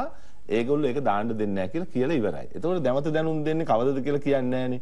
හේතුව දැන් පිරිමි අයගේ ඇප්ලිකේෂන්ස් තියෙනවා එතන එක 500කට වැඩිය. ඒක අනිත් පැත්තෙන් මම අහන්න දැන් ඔබතුමාලා මේ වෙලාවේ කාන්තාවන් වෙනුවෙන් මේ පුහුණු කරාට කමක් නැහැ. නියෝජිත ආයතනත් දැන් ඔබතුමාලා සම්බන්ධයෙන් සූදානම් වෙනවා. ඒක මම කියන්න ඕන. මොකද දැන් කොරියා සමහර වෙන්න ඊශ්‍රායල් රජය ශ්‍රී ලංකා රජයත් එක්ක ගිවිසුම අත්සන් කරාම ඊශ්‍රායල් රජය පිලිපීන් රජයත් එක්ක ගිවිසුම අත්සන් කරා අපිට කලින්. එතකොට දැන් ඉන්දියාව එක්ක අත්සන් කරන්න යනවා කොහෙද තව රටවල් කීපයක් එක්ක නේපාලය ඒ රටවල් එක්ක ඒගොල්ලෝ ගිවිසුම අත්සන් කරමින් සිටිනවා. දැන් ඒගොල්ලන්ට තියෙනවා තීන්දුවක් ඊශ්‍රායල් රජයට ඒගොල්ලෝ මේක G2G පමණයි ඉදිරියේදී කරන්න කියලා. ඒ නිසා ඊශ්‍රායල් රජය G2G government to government රාජ්‍යයන් අතර විතරයි මේ බඳවා ගැනීම සිද්ධ කරන්නේ. රජයේ සම්බන්ධ ආයතනයක විතරයි ඊශ්‍රායලට කෑ ගිවිසලා ගන්න කියලා. ඒ නිසා ඊශ්‍රායලය තීන්දුවක් අරන් තියෙනවා පෞද්ගලික රැකියා නියෝජිත ආයතන හරහා කිසිම කෙනෙක් බඳව ගන්නේ නැහැ කියලා. හරි. අපිට කාලේ ටිකක් කළමනාකරණය කරගන්නත් ඕනේ නේද? දැන් ලංකාවේ ඉන්න 110යි නම් පිරිමි පාර්ශවයට ඊශ්‍රායලට යන්න පුළුවන් නේ. තාමත් අදත් ඊශ්‍රායලයේ රැකියාව සඳහා පුහුණු වීම කියලා අපේ රටේ යම් ආයතන පුහුණු කිරීම කරනවානේ. ඔබතුමාලා බලයලත් ආයතන විදිහට ඒව නවත්තලා තියෙනවද? එහෙම කරන්න එපා කියලා තියෙනවද? අපේ බලාධිකාරීත්වයේ යටතේ තියෙන පුහුණු මධ්‍යස්ථානවල අපි පැහැදිලිව කියනවා සාත්තු සේවා NVQ level 3 පාඨමාලාව අපි කරන්නේ. ඒකෙදි අපි කියනවා ඊශ්‍රායලයට යන්න බෑ. කාට හරි වෙන රටක සාත්තු සේවයට යන්න. දැන් සමහරු මේ පාඨමාලාව හදාරනවා මෙහෙම. නෑ වෙනනවා කියන්නේ වෙන රටකට යන එක වෙනම කතාවක්. මම කියන්නේ ඊශ්‍රායලෙටම කියලා උගන්වනවා. ඊශ්‍රායලට කියලා උගන්වන්නේ නෑනේ අපි. අපි උගන්වන්නේ. ඔබතුමාලා උගන්වන්නේ නෑ. මම කියන්නේ පෞද්ගලික. දැන් ඔබතුමාලා වගේ මේ කටයුතු කරනවා. ඔව් පෞද්ගලික ආයතන දැන් අපි රටට මේක ප්‍රසිද්ධියට පත් කරලා ඉවරයි. ඒතකොට රටේ තියෙන සියලු පුහුණු ආයතන නියාමනය කරන්නේ අපි නෙමෙයි. පුහුණු ආයතන නියාමන කිරීම සඳහා පුහුණු අධිකාරීන් එහෙම වෙනම තියෙනවා. ඒ කියන්නේ ඔබතුමාලට මැදිහත් වෙන්න බෑද? නෑ අපිට බෑ. ඒ කියන්නේ රටේ තියෙන පුහුණු මධ්‍යස්ථාන ඒක ඉගැන්වීම කියන එක වෙන අපසාරී එක වැඩක්. නෑ ඉතින් ඕන් උගන්වන්නේ ජොබ් එකක් නැති ඊශ්‍රායලට යන්න මාව වගේ මුදල් අරගෙන උගන්වන්නේ ඉතින්. දැන් මෙහෙමයි. දැන් ওই ඉගැන්වීමේදීත් කාරණයක් තියෙනවා මේ විදේශ රැකියා ශාස්ත්‍රයේ. කාටවත් උගන්වන්න බෑ. අහවල් රටට ඔබ රස්සාවකට යැවීම සඳහා තමයි මේ පාඨමාලාව කරන්නේ කියලා. මොකද රැකියාවක් කියන කාරණේ විදේශ රටක රැකියාවක් කියන කාරණේ සඳහන් කරන පමණින්ම අපේ පනත යටතට ඒගොල්ලෝ එනවා. ඒගොල්ලන්ට කියලා කරන්න බෑ එහෙම. ඒගොල්ලන්ට කියන්න පුළුවන් මෙච්චරයි. මේ පාඨමාලාව හැදෑරුවට පස්සේ ලෝකේ රටවල් මේ පාඨමාලාව පිළිගන්නවා. ඕගොල්ලන්ට මේවට අයදුම් කරලා සම්මුඛ පරීක්ෂණ වලට ගිහිල්ලා මේ පාඨමාලාව යොදාගෙන විදේශ රැකියාව ලබා ගැනීමේ හැකියාව තියෙන්න පුළුවන්. ඒකයි කියන්න ඕනේ. අපි විරාමයකට යමු. මේ විරාමයට යන්න කලින් කියන්න ඕන දැන් සභාපතිතුමා දැන් ඔබතුමාලා සහභාගී වුණු රාජ්‍ය සේවකයන් ජපානයේ නැත්නම් විදේශගත ශ්‍රමිකයන් බවට පරිවර්තනය කළා රැකියාගත කිරීම වෙනුවෙන් නැත්නම් ඔවුන්ටත් ඒ දොරටු විවර කර දීම වෙනුවෙන් අපි දැක්කා පහුගිය කාල සීමාව තුළ රැකී ආරක්ෂා දෙපාර්තමේන්තුව ඊට පස්සේ ඔබතුමාලා ඊට පස්සේ ස්වදේශ කටයුතු අමාත්‍යාංශය සහ ඒ අනුබද්ධිත ආයතන සියලු දෙනා එකතු වෙලා සාකච්ඡාවර ගණනාවක් සිද්ධ වුණා. ඔබතුමාත් සහභාගී වුණානේ. මම කැමතියි විරාමෙන් පස්සේ ඒකට දැන් මොකද වෙලා තියෙන්නේ කියලා දැනගන්න. අපි ඊට කලින් විරාමයකට යමු.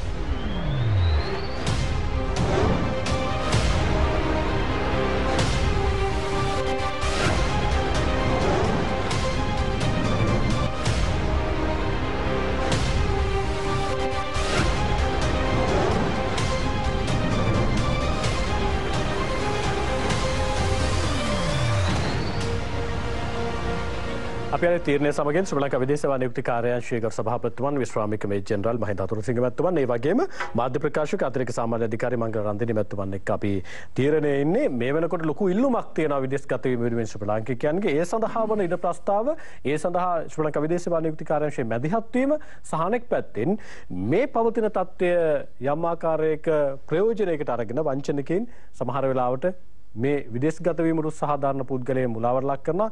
ඒම අහුවෙන්න එපා කියන දැනුවත් කිරීමත් එකතුවයි අපි අද තීරණේ මේ ගමනේ එන්නේ. සමහරලාට මොනවා කිව්වත් මංගල රන්දිනී මහත්තයා ඕස්ට්‍රේලියාවට බෝට්ටුවෙන් එන්න එපා කියලා ඕස්ට්‍රේලියානු රජය ලංකාවට ගෙවලා අපේ රටේ දැන්වීම දැම්මත් අපේ රටේ මිනිස්සු ඕස්ට්‍රේලියාවට යන්න බෝට්ටුවට නගිනවා. ඒ වගේම තමයි සමහර වෙලාවට දැන් ඔබතුමා පැහැදිලි කළා పూర్වේ කොරියාවට යම් කෙනෙක් රැකියාව සඳහා යන්න ඌට දොරටු විවර වෙන්නේ කොහොමද කියලා කොච්චර කිව්වා සමහරලාට මේ වෙලාවෙත් කෙනෙකුට කෝල් එකක් කරනවා වෙන්න පුළුවන් මම ඔයාව කොරියාවට ගන්නම් කියලා. ඒ නිසා මේ පැහැදිලි කිරීම ඔබට දිගටම අහගන්න අනිවාර්යයෙන්ම ඔබට වැදගත් වෙන විදේශගත වෙන්න සූදානමක් ඉන්නවනේ අනිවාර්යයෙන්ම වැදගත් වෙන තව කරුණු කාරණා ගණනාවක් තියෙනවා ඔබව දැනුවත් කරන්න. රාජ්‍ය සේවකයන් විදේශගත කිරීම සම්බන්ධයෙන් මේ වෙනකොට සාකච්ඡාවේ කොතනද ඇවිල්ලා නැවතිලා තියෙන්නේ විදේශ සේවා නියුක්ති කාර්යාංශ විදිහට ඔබතුමාලට ඒ සම්බන්ධයෙන් මොකද්ද පැවරලා තියෙන වගකීම? ඊටාම කාලීන මාතෘකාවක් ඔබතුමා මේ වෙලාවේ අහන්නේ අපෙන් විදේශ සේවා නියුක්ති කාර්යාංශයේ හැටියට රැකියා නියාමනය අපි කරනවා වගේම අතිගරු ජනාධිපතිතුමාගේ අදහසක් හැටියට සහ ඔහුගේ ප්‍රධාන මූලිකත්වයෙන් තමයි මේ රාජ්‍ය සේවකයන්ට විවෘත කරන්නේ දීර්ඝ කාලයක් සඳහා රටින් ගිහිල්ලා ඒගොල්ලන්ගේ ජ්‍යෙෂ්ඨතාවය රැකගන්න පුළුවන් විදියට. සේවා ඛණ්ඩනයක් නැතුව ප්‍රශ්නයක් නැහැ. සේවා ඛණ්ඩනයක් නැතුව. ඉතින් ඒ ක්‍රමවේදය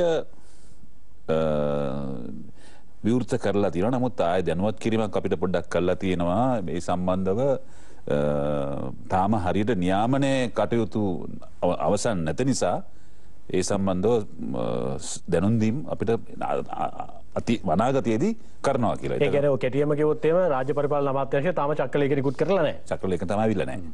පැහැදිලිවම. එතකොට නමුත් ඉතින් අපි ලෑස්ති වෙන්න එපා මේ වැඩේට. එතකොට ඔබතුමා ලෑස්තියට අර ඇප්ලිකේෂන් එකක් දාලා තිබ්බේ. අපි ඒ ලෑස්ති වෙන්න නෙවෙයි. ඒකත් මේ වැරදි කියවීමක් වුණේ අපි මේ අර කිව්වා වගේ නන්දනි මහත්මයා අපි මොනවද කියන්නේ කියන දේ එක පැත්තකින් තමයි මිනිස්සු අපේ ජනතාව අල්ලගන්නේ. ඒකේ අපි කියන්නේ අපිට අවශ්‍ය වුණා පොඩි සමීක්ෂණයක් කරගන්න. රාජ්‍ය සේවකයෝ මොනතරම් දුරට කීතරම් පර්සන්ටේජ් එකක් ලංකාවේ මේ වැඩේට කැමතිද ලෑස්තිද? එතකොට මොනවා වගේද සුසුකම් තියන අය මේ ඉන්නේ කියලා. මොකද අපි තේරුම් ගත යුතු ඉතාමත්ම සරල යථාර්ථය තමයි මේ අපේ රජයේ කාර්යාලවල තියෙන මේ කැකියාව කරලා මැද පෙරදිගවල් හෝ නැත්නම් වෙන ආසිය අපරදිග රටවල් රැකියාවල් බලාපොරොත්තු වෙනා නම් අපි ඒක එහෙම වෙන ඒක යථාර්ථයක් වෙන්නේ නැහැ. නමුත් මොකද අපිට ඒ අවස්ථාවේ නිපුණතාවයෙන් තියෙනවා ස්කිල්ස් තියෙන්න ඕන. ඉතින් ඒ ගැන පොඩ්ඩක් හොයලා බලන්න තමයි අපි ඒක දාලා තිබ්බේ.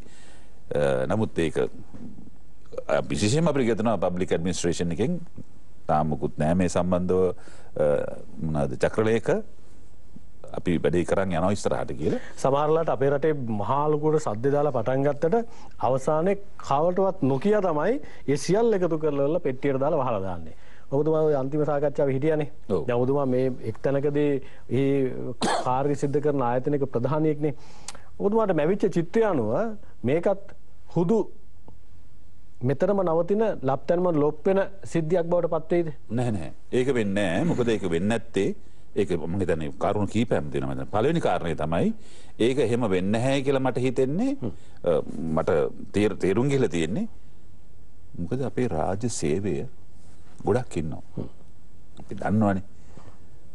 ඉතින් ඒ නිසා ඒ රාජ්‍ය සේවයේ අතිරික්තයට අවස්ථාවන් ලබා දෙන්න පුළුවන් නම් ඔවුන්ට ඔවුන්ගේ දූ දරුවන්ගේ අනාගතය වෙනුවෙන් සුරක්ෂිත කරන්න. මොකද ඒගොල්ලන්ගේ ඒ කට්ටියගේ මේ රැකියාවේ අප්සෙට් ප්‍රශ්නිකුත් වෙන්නේ නැහනේ.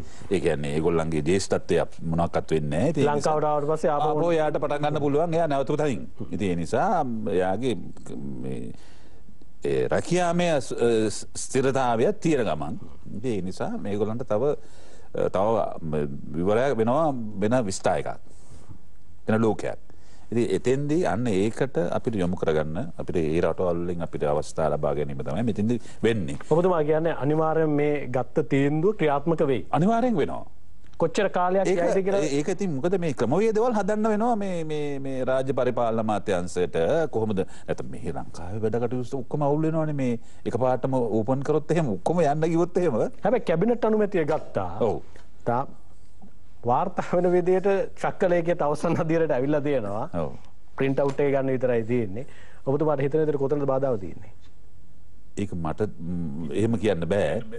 ඔව් ඒක අතරම නෑ සාමාන්‍යයෙන් මේ බොහෝ දෙනෙක් අපේ රටේ ලක්ෂ 17ක් විතර ඉන්න ප්‍රජාව බලාගෙන ඉන්න එක සමහර ලක්ෂ 17න් අඩු ගානේ ලක්ෂ 5ක්වත් යන්න ලෑස්තිනේ මම හරි.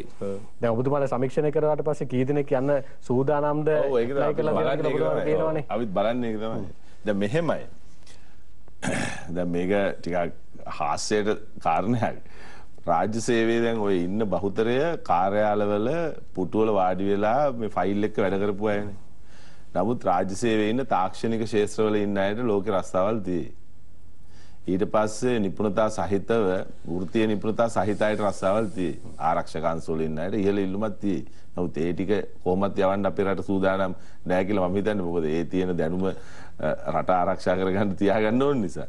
නමුත් දැන් ඔය පතුල බර මම කියන්නේ මේ හොඳ නැහැ කිව්වේ. දැන් කියන්නේ දැන් අපේ රටේ තාක්ෂණය සම්බන්ධයෙන් සම්බන්ධ අය යවන්නත් අපේ රට ලෑස්ති නැහැ. ආරක්ෂක අංශ වල අය යවන්න ලෑස්ති නැහැ. අර දැන් ඔබතුමාගේ ෆයිල් වල වැඩ කරන අය විතරක් නේ මේ වෙලාවේ යවන්න ඕනේ. යවනවා නම් එහෙම යවන්න රටවල් ගන්න ලෑස්තියක් තියෙනවා. ඒක නෑ මං කියන්නේ. දැන් රාජ්‍ය සේවය සම්බන්ධයෙන් මෙහෙමයි දැන්. පතුල බර ජනගහනයක් සිටින ආයතනයක් නේ රාජ්‍ය සේවය. ඒතකොට ඒ යට තියෙන යට ඉන්න ටික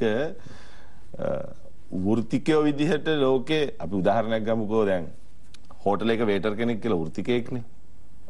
ඒ කියන්නේ හෝටලයක වේටර් කියලා කියන්නේ එයා ලස්සනට ඇඳගෙන ලස්සනට කැම ටික අරගෙන ලස්සනට ඇවිල්ලා ලස්සනට hina වෙලා ලස්සනට ඒ අදාළ තැනින් අදාළ පැත්තෙන් අදාළ ඩිස්ටන්ස් එක ඇතුව පිළිගන්වන්න පිරිනමන්න ආපසු ගන්න ආදි වශයෙන් තාක්ෂණික කාරණා ගොඩක් එක්ක කියන කුසලතා සහිත විෂයක් ඒ ශාස්ත්‍රය. එතකොට දැන් ඒක කරන්න පුළුවන් නම් ඔය ඉන්න අයට ඒ රස්සාවට ගියයි කියලා මම කියනවා. මම මේ ඉතාලම පැහැදිලිව කියන්නේ දැන් මේ සර්කියුලර් එක ගැන කතා කරනකොට හුඟක් අය අපිට කතා කරලා අහනවා දැන් අපි යවනවද ජපානයට කියලා. දැන් ඒ හිතාගෙන ඉන්නේ ඔය කාර්යාලවල වැඩ කර හිටපු අය දැන් රාජ්‍ය සේවය අර මේ රටේ රස්සාවල් හොයා හිටපු මිනිස්සු පැත්තකින් තියලා අර දැනට රස්සාවක් කර හිටපු අයව අරගෙන ජපානයට එහෙම යවයි කියලා. එහෙම එකක් වෙන්නේ නැහැ මම කියන්නේ. දැන් මම ඔබතුමාගෙන් කෝල් කරලා ඒක තමයි මට මේ පැහැදිලිව කියන්න ඕන. කාට හරි ජපානයට යන්න ඕන නම් කරුණාකරලා දැන්ම ජපාන් භාෂාව ඉගෙන ගන්න පටන් ගන්න. රාජ්‍ය සේවයේ ඕන සේවයක. කොයි පැත්තේද වෘත්ති පළපුරුද්දක් ගන්න ඕන? මොන පැත්තේද හදාරන්න ඕන? අන්න හරි. එතකොට ඒක හොඳට කියලා දෙන්න ඕනේ. නැත්තම් ඔතනත් මිත්‍යාවක ඉන්නේ. ඒ නිසා ජපානයට යන්න අවශ්‍ය නම් ජපාන් භාෂා ප්‍රවීණතාවය තියෙනවා නම් පමණයි ජපානයෙන් වීසා නිකුත් කරන්නේ. අපි ඉතා පැහැදිලිව ශ්‍රී ලංකා විදේශ වාණිජ්‍ය කාර්යාංශයේ වෙබ් අඩවිය පළ කරලා තියෙනවා. ජපාන් භාෂා ප්‍රවීණතාවය මොන මට්ටමින් තියෙන්න ඕනද? ඒ විභාගය කරන්න ඕන. ඒ විභාගය කරන්න ඕන. ඊට පස්සේ ඒ විභාගේ සමත් වුණා නම් ඒ සාමාර්ථයත් අරන් එන්න විදේශ වාණිජ්‍ය කාර්යාංශයට. අපි රස්සාවල් හොයලා දෙන්නම්. ඒක ගැන ගැටලුවක් නැහැ. ඒ කියන්නේ ජපාන් ප්‍රවීණතාවයේ විතරක් තිබ්බාම ඇද්ද වෘත්තීය පළපුරුද්දක් සම්බන්ධයෙන් අඩු නම් අවුරුදු 35ට අඩු නම් 18යි 35යි අතර නම් ජපාන් භාෂා ප්‍රවීණතා විභාගයේ N4 පාස් කරන් එන්න අදාළ වෘත්තීය සුසුකම මාස 2කින් අපි දෙනවා අපිට ප්‍රශ්නයක් නැහැ. කාන්තා පිරිමි දෙපාර්ශ්වය වයස් ભેදේ වයස අවුරුදු 35 දක්වා අවුරුදු 35 දක්වා අයට තමයි ජපානයේ රස්සාවල් ගන්න පහසු. ඔය කියන රස්සාවල් තියෙන මොන අංශවලද? සාත්තු සේවයට තියෙනවා කාන්තාවන්ට ෆුඩ් සර්විස් ඉන්ඩස්ට්‍රි එක හෝටල් ශාස්ත්‍රයේ රස්සාවල් පිරිමින්ට තියෙනවා. ඔය අංශ දෙක විතරයි තියෙන්නේ. දැනට මේ දෙක තියෙනවා. ඒ දෙක ඇති තරම් තියෙනවා. එච්චරයි. ඒ දෙක ඇති තරම් තියෙනවා. ජපානයට යන්න ඕන. අපි කෙටි මම කියන්නේ ඉතා පැහැදිලිව. සාමාන්‍යයෙන් දැන් හරි ජපාන් ප්‍රවීණතාවය ලබා ගත්තොත් අපි තුමු මාස දෙකකින් එක්සෑම් එක කරලා ඔබතුමාට රිසර්ච් ඔව් මාස 4ක් ඉගෙන ගන්න ඕන එක දිගට. එක දිගට මාස 4ක් ඉගෙනගෙන විභාගයට වාඩි වෙන්න පුළුවන්. විභාගයට වාඩි වුණාම විභාගේ පාස් වෙනවා. විභාගේ පාස් වුණාට පස්සේ අපි තව මාස 4ක් ඒගොල්ලන්ට උගන්වනවා. ජපානයට යන්න කලින්. මාස 8ක් සම්පූර්ණ කාලය. ඊට පස්සේ ඒක ඉගෙන ගත්තට පස්සේ අර කොරියාවට යන ඊශ්‍රායලට යන වෙබ් අඩවියේ ඉන්න ඕන වගේ එහෙම ඉන්නව නැත්නම් ඔබතුමාලා යවනවා. අපි ඉගෙන ගන්න ගමන් සමුහ පරීක්ෂණ වලට මේගොල්ලෝ ඉදිරිපත් කරනවා. ඒ කියන්නේ දැන් සුදුස්සෝ සූදානම් කියන එක ජපානයට අපිට හඳුන්වා දෙන්න පුළුවන්. ජපානයේ ආයතන ගණනාවක් ශ්‍රී ලංකාවත් එක්ක සම්බන්ධ වෙලා තියෙනවා දැනට. බලපත්‍රලාභී නියෝජිත ආයතන SSW වැඩසටහනේ 10කට වැඩිය ඉන්නවා. ටෙක්නිකල් ඉන්ටර්න් වැඩසටහනේ 80කට වැඩිය ඉන්නවා. ඒ අය හැමෝම අතේම රැකියා බැරිතු තියෙනවා. ශ්‍රී ලංකා විදේශ වාණිජ්‍ය කාර්යාංශය අතේ රැකියා බැරිතු තියෙනවා ජපානයේට. අපිට නැත්තේ N4 පාස් සුදුස්සන් විතරයි. දැන් සභාපතිතුමා N4 පාස් සුදුස්සන් හදන්න විදේශ වාණිජ්‍ය කාර්යාංශය විදිහට දැන් මොනවා වුණත් මේ පැහැදිලි කිරීම ඇතුලේ හඳුනා ගන්න දෙන කාරණාවක් තමයි වෙන රටකට අපි රැකියාවක් සඳහා යන්න සූදානම් නම් අපි අනිවාර්යෙන් වෘත්තිකයෙක් බවට පරිවර්තනය වෙනවා. ඒ නිසා මේ වෘත්තිකයා නිර්මාණය කරන ශ්‍රී ලංකා විදේශ සේවා නියුක්ති කාර්යාංශය විදිහට වෙන මැදිහත් වීම මොකක්ද? දැන් අපේ ඇත්තටම ඒ සම්බන්ධව රැකියා නියාමනයම තමයි අපේ ප්‍රධාන රාජකාරිය. ඒතර වෘත්තිකයෙක් නිපදවීම කියන එක ඒක දෙවෙනි සෙකන්ඩරි ගඩක් ඒක. නමුත් අපේ අපි පුහුණු භූමින් ආයතන වුණත් අපි බලන්නේ ලැන්ග්වේජ් ස්කිල් එක බලනවා. ඊට පස්සේ යම් රැකියාවන් සඳහා අපි පුහුණුවීම් කරනවා. නමුත් රැකියාව සඳහා පුහුණුව අනිවාර්යෙන් ඒගොල්ලෝ ගාව තියෙන්න ඕන ස්කිල් එක. දැන් ඕන තරම් ලංකාවේ තියෙනවානේ පුහුණු මේ ආයතන. ඒගොල්ලන්ට ලැබිලා තියෙනවා වොකේෂනල් ට්‍රේනින් ඔතොරිටි එකකින් අප්‍රූවල්. ඒ අනුව ඒගොල්ලෝ ලබාගෙන සුසුකම් ලබාගෙන අර රන්දරි මහත්මයා කිව්වා වගේ N4 මේ ලෙවල් එකට ලැන්ග්වේජ් එක අරන් එන්න ඕන. අනිත් එක අර තමයි මම හිතන්නේ අපි මේක පැහැදිලි අර 100ට ගාන පිරිමි. ඔව් 110. ඒකත් ඔළුවේ තියෙන්න ඕන අපේ ජනතාව තුළ. ජනතාව තුළ. ඒ කියන්නේ ජපානෙට. ජපානයටත් එච්චරයි. 110. ඔව් මොකද ලෝකෙටම ලෝකෙටම සාත්තු සේවා සාත්තු සේවයට සමවිතුමා කියන්නේ හැදී සාත්තු සේවයට කාන්තාව දැන් අපි මම මේ සරල අදහසක් අහන්නේ දැන් නර්ස් කිව්වහම මතක් වෙන්නේ කවුද කියන්නේ? ඔව් ඒ පිරිමි නර්ස්ලා මතක් වෙන්නේ නැහැ නේ. ඒ නිසා ඒගොල්ලන්ට මේල් නර්ස් කියලා නමක් දැම්මේ. ඔව්. නැත්නම් ඒත් නර්ස් කියන්න බෑ. මොකද නර්ස් කියන එක සිස්ටම් එකට පද්ධතිය ඇතුළට මුල් බැහැලා තියෙන්නේ නර්ස් නම් කාන්තාවක්. ඇයි? බෙඩ්සයිඩ් නර්ස් හරි බෙඩ්සයිඩ් කෙයාගිවර් හරි කියලා කියන්නේ සාත්තු සේවය ගන්න එක්කෙනාගේ කැමැත්තන ඉෂ්ට වෙන්න ඕනේ. කරන්නම දෙයක් නැත්නම් කවුරු හරි ඒක පිරිමියෙක් කෙරුවත් එකයි ගැහණු කෙනෙක් කෙරුවත් එකයි කියලා ඕන කෙනෙක් කමන්නේ මට මේ වැඩේ වෙන්න ඕනේ කියන තැන ඉන්න එක වෙනම එකක්. හැබැයි තමු මුදල් ගෙවලා ඒ සඳහා මාසෙකට යෙන් 1,30,000ක් ගෙවනවා නම් මාසෙකට යෙන් 1,02,000ක් ගෙවනවා නම් මාසෙකට යෙන් ඒ කියන්නේ රුපියල් 5,00,000කට කිට්ටු වෙන්න ගෙවනවා නම් එයා ගන්න කැමති කවුද? කවුරු හරි කමක් නැහැ නෙමෙයිනේ. දක්ෂව ජපන් භාෂාව කතා කරන ජපන් භාෂාවෙන් සින්දුවක් කියන්න පුළුවන් ජපානයේ සංස්කෘතිය අඳුරන කාන්තාවක් මට සාත්තු සේවය කරනවා නම් තමයි මම කැමති. මොකද මමයි පඩිය ගෙවන්නේ කියන එක. සාත්තු සේවයට කාන්තාවන් හරි ඔබතුමා සඳහන් කරන්නේ හෝටල් ශේෂ්ත්‍රයේ තියෙනවා කියලා. ඒකටත් කාන්තාවන් දිල්ලා. නෑ නෑ. ඒකට කාන්තාවන්ට ලියන්න පුළුවන්. නමුත් පිරිමි අයට ඒ රස්සාව විවෘතව තියෙන රස්සාව. සමස්ත රැකියාව වෙළඳ පොළ ඇතුලේ තියෙන 3,50,000 ඇතුලේ 10%යිද පිරිමින්ට තියෙන්නේ. නෑ. දැන් මෙහෙමයි. ඔතන 10% ගණන් හදලා නැහැ ජපානයේ. නමුත් අපි පොදුවේ කියන්නේ දැනටත් අපි දැනට සාත්තු සේවයට ඒ කියන්නේ නර්සින් කෙයාගිවර් කියන වෘත්තියට ජපානයට යවලා තියෙනවානේ අපි විදේශ රණ්‍යුත්කාරයන්සේ විදියට. ඒ යවුව බහුතරයම ඒ කියන්නේ 100%ම මේ වණිටත් කාන්තාව. ඒ කියන්නේ ඉල්ලන්නේ කාන්තාව. ඒතකොට අපි ඉල්ලන්නේ N4 සමත් කාන්තාව කරුණාකරලා අපිට ඇප්ලිකේෂන් ඉදිරිපත් කරන්න කියලා. ඊට සමුක පරීක්ෂණ තියෙනවා. ජපානයේ මේගොල්ලත් එක්ක කතා කරනවා ජපන් භාෂාවෙන්. තෝරගත්තට පස්සේ නැවත මාස 4ක් N3 දක්වා උගන්වනවා කෙයාගිවින් එක්ක. දැන් සභාපතිතුමා කොතනින් හරි M4 level එකේ අපි සහතික පත්‍රයක් අරගෙන ආවොත් ඔබතුමාලගේ අනිවාර්ය පුහුණුවක් ලබා ගන්න ඕනේ ඔබතුමාලගේ ආයතනය. ඔව් අනිවාර්යෙන්. ඒක අනිවාර්යයි. ජපානයේ නම්නීකරණය කියන්නේ වෙනම එකක්. ඒකට අපි දාලා තියෙන පාඨමාලාවේ නම තමයි. ඒ නම්නීකරණය වෙනුවෙන් පෞද්ගලික ආයතනයකට ඔබතුමාලා බලය දීලා නැද්ද? පෞද්ගලික ආයතනයට බලය දීලා තියෙනවා බලපත්‍ර තියන අයට. දැනට 8 දෙනෙක්ට බලය දීලා තියෙනවා කාර්යාංශයේ වෙනම බලපත්‍රයක් විදිහට ඕනම කෙනෙක්ට අපෙන් පුහුණුව ඉල්ලන්නත් පුළුවන්. ඒක Japanese language lifestyle and vocational education කියන පාඨමාලාව තමයි අපි කරන්නේ. ඒක භාෂාව ඉගෙනගත්තු අය ජපානයට යාමට පෙර ඒකට හේතුවක් තියෙනවා.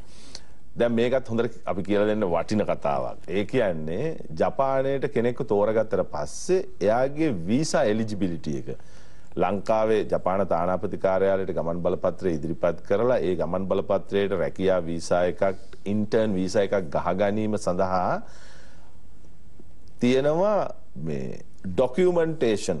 ඒ කියන්නේ මේ ලේඛන සකස් කිරීමේ ක්‍රියාවලියක්. ඒ ලේඛන සකස් කරලා ඒවා ජපානයට යවුවාම ජපානයෙන් ඒවා පරීක්ෂා කරලා එහි ආගමන විගමන අංශ වලින් එවනවා ලංකාවට එයාව සුදුසුයි කියලා. අන්න ඒ සඳහා ගත වෙනවා සාමාන්‍යයෙන් මාස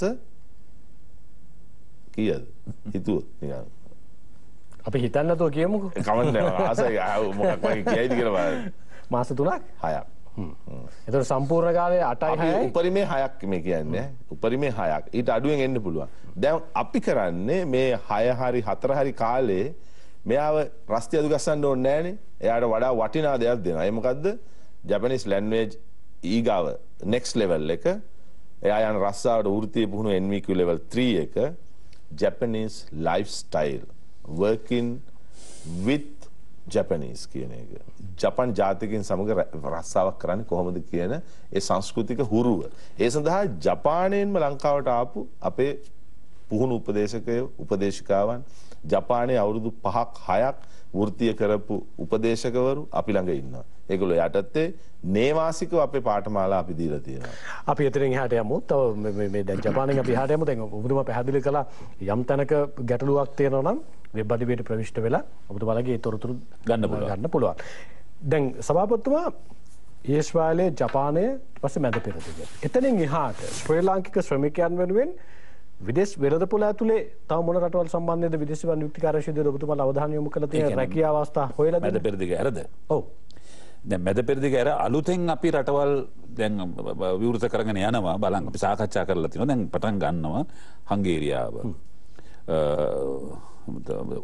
පෝලන්තේ රුමේනියා එතකොට එංගලන්තේ බොහොම අඩුවෙන් ඒක මොකද කියන්න බයයි නෑ සමහර කියන්න බය කිව්වම ඔබතුමාලා කට්ටියට රස්සා දෙන්න ඒක හංගගෙන ඉන්නවා කියනවා ඒකෙන්ද අපි ඔක්කොම මේ තාම විවෘතයි දැන් එංගලන්තෙත් එක්ක අපේ සභාපතිතුමා කිව්වේ එංගලන්තේ ශ්‍රී ලංකාවේ අතරත් ගිවිසුමක් අස්සම් කරා මේ දැන් පළවෙනි ප්‍රශ්නෙට අපිට උත්තර ඕනතර අපි ඉතාලියේ එක ගිවිසුමක් අස්සම් කරලා තියෙනවා එංගලන්තේ එක ගිවිසුමක් අස්සම් කරලා දෙනවා. ඇමරිකා එක්සත් ජනපදයේ නර්සස්ලා ගෙන්වා ගන්න ලබන ආයතනයක් එක විදේශ වාණිජ්‍ය කාර්යාංශ ගිවිසුමක් අස්සම් කරලා දෙනවා. ජර්මනියත් එක්ක ජීරියාටික් නර්සස්ලාට ගිවිසුමක් අස්සම් කරලා දෙනවා. එහෙම නාමිකව මට කියාගෙන ගියාකි ලැයිස්තුවක්. ඒ වල අවස්ථාවක් නැද්ද?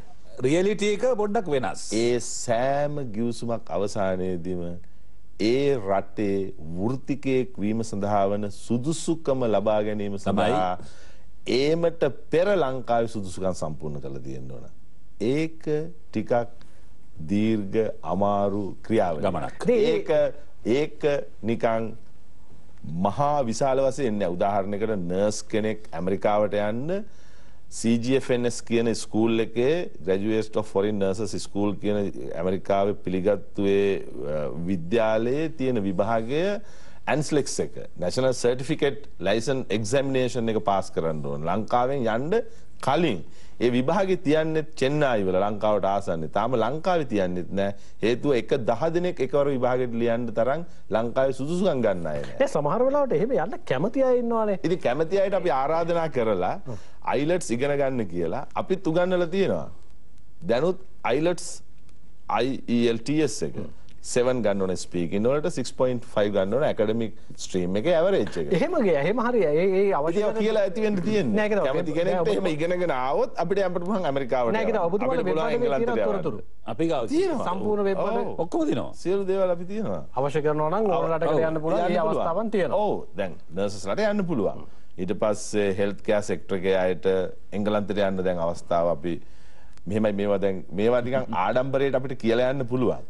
ඒ කියන්නේ අපි මෑත් පසුගිය දින එංගලන්තයේ හෙල්ත් කෙයාර් සෙක්ටර් එකේ රැකියාව සඳහා ගෙන්න ගනු ලබන ආයතන 30ක් එක්ක ඔන්ලයින් මාර්ගෙන් මම ඒ අයට ඉදිරිපත් කිරීමක් කරා ලංකාවේ තියෙන සූටබිලිටි එලිජිබිලිටි එක පිළිබඳව. ඒ අය කැමති ලංකාවෙන් කෙයාර් ගිවර්ස්ලා හෙට ගන්න.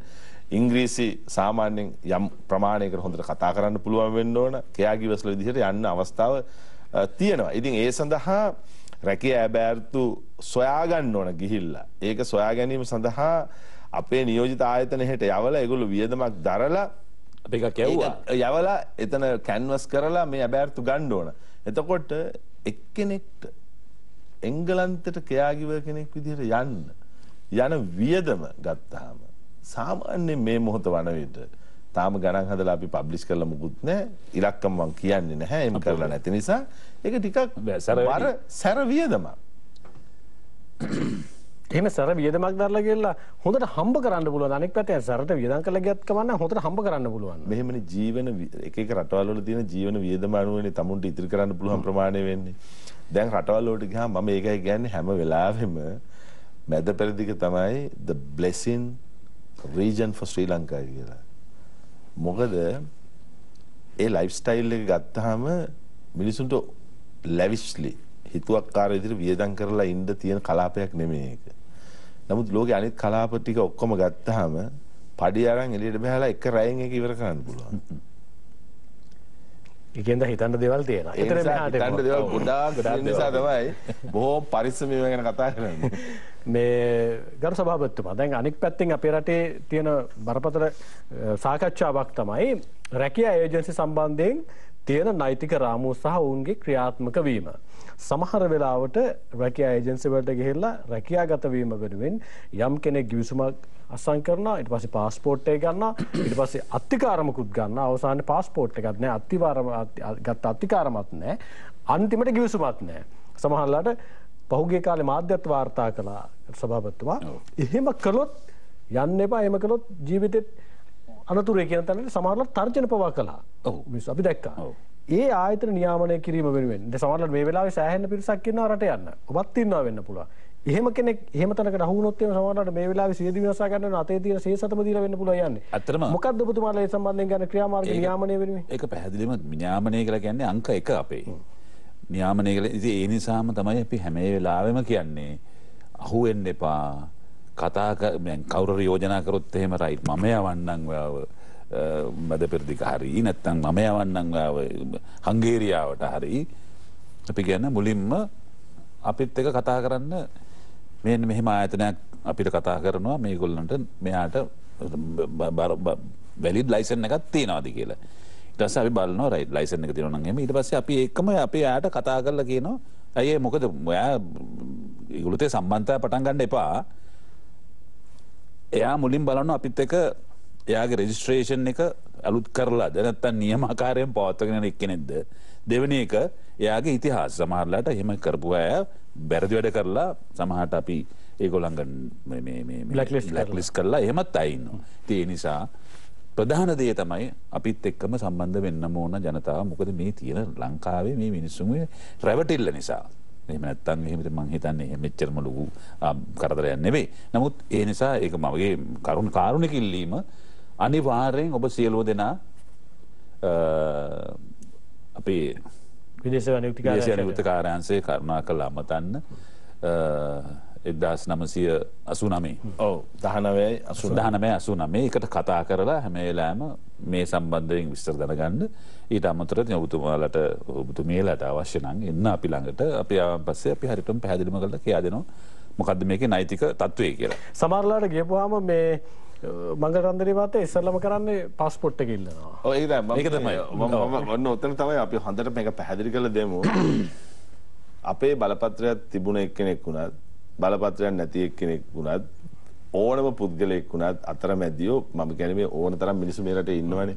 ඒතර මේ විදේශ රැකියාව ගැන විවිධ අය කතා කරනවා. ඒගොල්ලන් ඉස්සරලාම දැහැ ගන්න බලාගෙන ඉන්න දේ තමයි මේ අදාළ පුද්ගලයාගේ ගමන් බලපත්‍ර හෝ ගමන් බලපත්‍රය රට ගියේවත් තියෙන නිසා මම මේ ගමන් බලපත්‍ර කියලා කියන්නේ. ඒතර මේක තමයි ඒගොල්ලෝ ග්‍රහණයට ගන්න හදන ලොකුම සම්පත. කොක්ක ගහගන්න එතනේ. ඔව්. ඒ නිසා මේ සැමට අධික වටිනාකමක් තියෙන භාණ්ඩය ලේඛනය තමයි ගමන් බලපත්‍රය කියලා මතක තියාගන්න කියලා මම කියනවා. ඒක කිසිසේත්ම දෙන්න එපා කියලා මම කියනවා.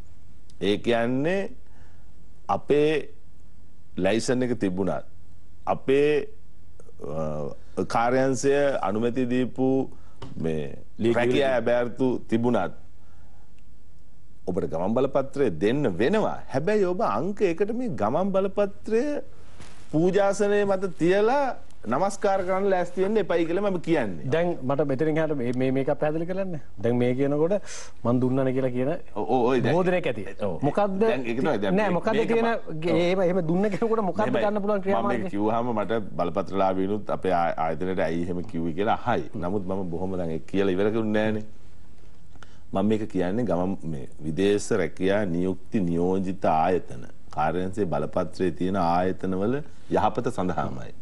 යහපත සඳහාමයි පොදු සිවිල් සමාජයේ යහපත සහ බලපත්‍රලාභීන්ගේ යහපත සඳහා හේතු තමයි විගමනික ශ්‍රමිකයෙක් කියලා කියන්නේ ඒ කියන්නේ රැකියාවක් සඳහා අදහසක් තියෙන කෙනෙක් කියන්නේ වඩා ඊටාම වටිනා පුරවැසියෙක් මේ රටේ.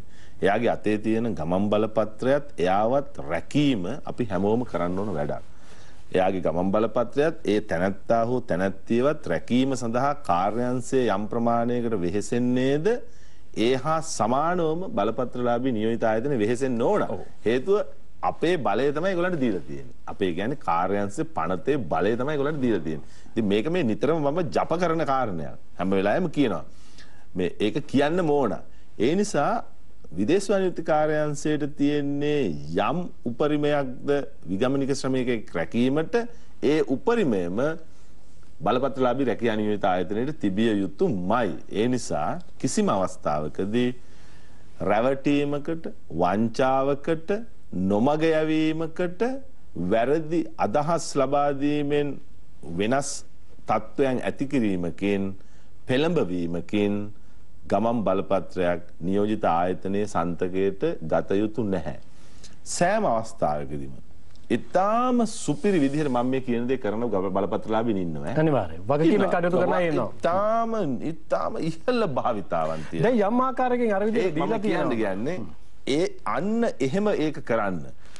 ඒ එන රැකියා සොයාගෙන එන පුරවැසියට විදේශ රැකියා නීති අංකයකට කියලා දීලා ඔබ මගේ රැකියා නියෝජිත ආයතනයේ යන්න කැමති නම් ඔබට පුළුවන් ඔබේ ගමන් බලපත්‍රය මට බාර දෙන්න. ඔබට එහෙම බාර දෙන්න බෑ කියලා හිතෙනවා නම් ඔබට ගමන් බලපත්‍රයේ පිටපතක් මට දීලා මම ඒ සම්බන්ධයෙන් මොන වගේ ක්‍රියාමාර්ග ගන්නවද කියලා ඔබට සොයා බලන්න පුළුවන්. ඒ වගේම ඔබට වෙනත් නියෝජිත ආයතනයකට ගිහිල්ලත් මේ පිළිබඳව සාකච්ඡා කරන්න පුළුවන්. අපි මොන වගේ වරප්‍රසාද මොන වගේ පහසුකම් ඔබට කොච්චර ඉක්මනට විදේශ රැකියාවක් සඳහා යන්න අපි පහසුකම් සපයනවද? අපි ඔබට කොයිතරම් දුරට ආරම්භයේ සිට අවසානයේ සහ නැවත ලංකාවට පැමිණීම දක්වා ආරක්ෂාව සපයනවද කියන එක ගැන සොයලා බලන්න, තක්සේරු කරන්න, තවත් ආයතන වලට යන්න කියලා බොහොම ඉහළ විනිවිද භාවයකින් මේ ව්‍යාපාරයේ යෙදෙන්න ඕන. එහෙම යෙදෙන අය ළඟට රැකියා සොයාගෙන යන අය යන්න කියලායි කාර්යාංශය යෝජනා කරන්නේ. එතකොට පළවෙනි එක තමයි ගමන් බලපත්‍රය. අරගෙන තියෙනවා නම් මොකද කරන්න? අරගෙන තියෙනවා නම් ඉල්ලගන්න දෙන්න බැඳලා ඉන්නවා. අරගෙන දෙක තමයි දුන්නට පස්සේ මොකද වෙන්නේ? දුන්නට පස්සේ නිකන් මේක දීලා එන්න බෑ.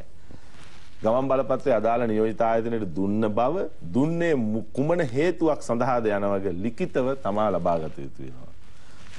අහවලාගේ මේ ගමන් බලපත්‍රය අහවල් දවසේ මේ ආයතනය මගේ ආයතනය විසින් බාරගත්තා කුමක් සඳහාද? මෙන්න මේ රටේ මේ රස්සාව සඳහා මේ තැනැත්තා හෝ තැනැත්තිය පිටත් කිරීම සඳහා ඉදිරි මාස 3 ඇතුළත මම මේවා පිටත් කරනවා කියන කාරණයත් එක්ක ලේඛනයක් තමුන් ගාවට ගන්න. ලෙටර් හෙඩ් එකක් තමයි. ලෙටර් හෙඩ් එකකින්. ඉතින් මෙන්න මේ කියන කාරණය අපි මහජනතාවට හොඳින් පැහැදිලි කරලා දීලා ජනතාව සිවිල් සමාජය ශක්තිමත් කරන්න ඕන තමුන්ට හොඳම දේ සොයා ගැනීම සඳහා. එතකොට නියාමනය කියන්නේ ඒක. නියාමනය කියලා ඇත්ත වශයෙන්ම කියන්නේ වැරද්දක් වුණාට පස්සේ හෙවිල්ල නෙමෙයි. ඒක වෙහෙස කර රාජකාරියක්. ඒක හරීම මානසික පීඩාවකින් යුතු රාජකාරියක්. දුක් ගැනවිලි සමග කරන සටනක් ඒක. නමුත් ඊට පෙර තමයි අපි මේ සියලු නීති රීති හොඳින් කියලා දීලා සිවිල් සමාජය ශක්තිමත් කරලා බලපත්‍රලාභී නියෝජිත ආයතන වලට නිසි පරිදි කටයුතු කරන්න අවශ්‍ය කරන්නේ රෙගුලාසි ටික හඳුන්වා දීලා තියෙන්නේ. හරි. අපි එතනින් එහාට යමු. දැන් යම් ආකාරයකින් මේ වෙලාවේ දැන් ඔබතුමා සඳහන් කළා ඊශ්‍රායලයට ශ්‍රමිකයන් යවන්න සමහරවිට තාම දීලා නැහැ පෞද්ගලික අංශයට G2G යන්නේ. ඒකට කොරියාවටත් එහෙමයි. හැබැයි අපි දකිනවා හැම තැනම උගන්වනවා. දැන් ඔබතුමා කිව්වා පිරිමි පාර්ශ්වයේ 10%යි. මම කලිනුත් ප්‍රශ්න මතු කළා 10%යි නම් මේ වෙනකොට අපේ රටේ උගන්ලා තියෙන ලක්ෂ 2-3කට ඊශ්‍රායලට යන්න පුළුවන් කියලා. කොරියාවටත් එහෙම උගන්වමින් තියෙනවා. සමහරවිට අධික මිල ගණන් අය කිරීම සිද්ධ කරනවා. ඒ සම්බන්ධයෙන් නියාමනයක් කරන්න බෑද? මේ වෙලාවේ අවශ්‍යතාවය අනුව උගන්වලා තියෙන විභාගයට පෙනී ඉන්නවා. මෙතනින් එහාට උගන්වන්න එපා. මොකද ඉගෙන ගත්තාම යන්නත් බැර නම් අතේ තියෙන මුදලක්නේ වේදන් මේ තව තැනක ඔහු රැකියාවක් හොයන්න තියෙන අවස්ථාවත් ඔහු අහිමි කරගන්නවානේ. ඔබතුමාලා ඒ පිළිබඳව මැදිහත් වෙන්න බැරිද? උගන්නන ආයතන ඔක්කොම අපිට අපි නියාමනය කරන්නේ නැහැ. මොකද අපි එහෙමනම් අපිට දැන් ඒක ඒ කියන්නේ අපේ පොහුවේ නැහැ. අපේ පොහුවේ නැහැ. අපිට තියෙන්නේ බලපත්‍රලාභීන්ගේ පුහුණු මධ්‍යස්ථානයේ අපිට පුළුවන්. නෑ දැන් ඔබතුමාලගේ වපසරිය නෑනේ. හරි. ඔබතුමාලගේ ඇක්ට් එක අනුව ඔබතුමාලගේ වපසරිය නෑ. හැබැයි අවසානයේ බනින්නේ හරි අවසානයේ අපි කියන්නේ මෙහෙමයි. අපි කියන්නේ දැන් අපි පොදුවේනේ මේ කියන්නේ පොදුවේ මහජනතාවට අපි දැනුවත් කරලා තියෙන්නේ මහජනතාව හිතන්න ඕන පළවෙනිම එක තමයි රැකියාවක් සඳහා විදේශගත වීම සම්බන්ධයෙන් ගන්න ක්‍රියාමාර්ග තියෙනවානේ. නෑ ඔබතුමා ඉන්නේ මේ අනිත් නෑ ඔබතුමා ඉන්නේ රැකියාවක් සඳහා විදේශගත වීමේදී ගන්න ක්‍රියාමාර්ගවලදී සෑම කෙනෙක්ටම වගකීමක් තියෙනවා කාර්යාංශයෙන් විමසන්න. නෑ මම කියන්නේ ඔබතුමා මහජනතාව ළඟට එන්න කලින් මම ඔබතුමාට කියන්නේ මහජනතාව ගොදුරු කරගන්න අර කූට ව්‍යාපාරිකයා පාලනය කරන්න නියාමනය කරන්න. දැන් උගන්නන තැනක් තිබ්බා මමත් යනවානේ. ඒලවල් කළ එලේ ගෙදරන්නකොට කියන අනේ පුතේ මේ කොරියා යන්න පුළුවන් අනේ පුතේ ඊශ්‍රායලයට යන්න පුළුවන් අර ආයතන කියලා ඉගෙන ගන්න කියලා. ආයතන තියෙන හින්දා නේ කියන්නේ.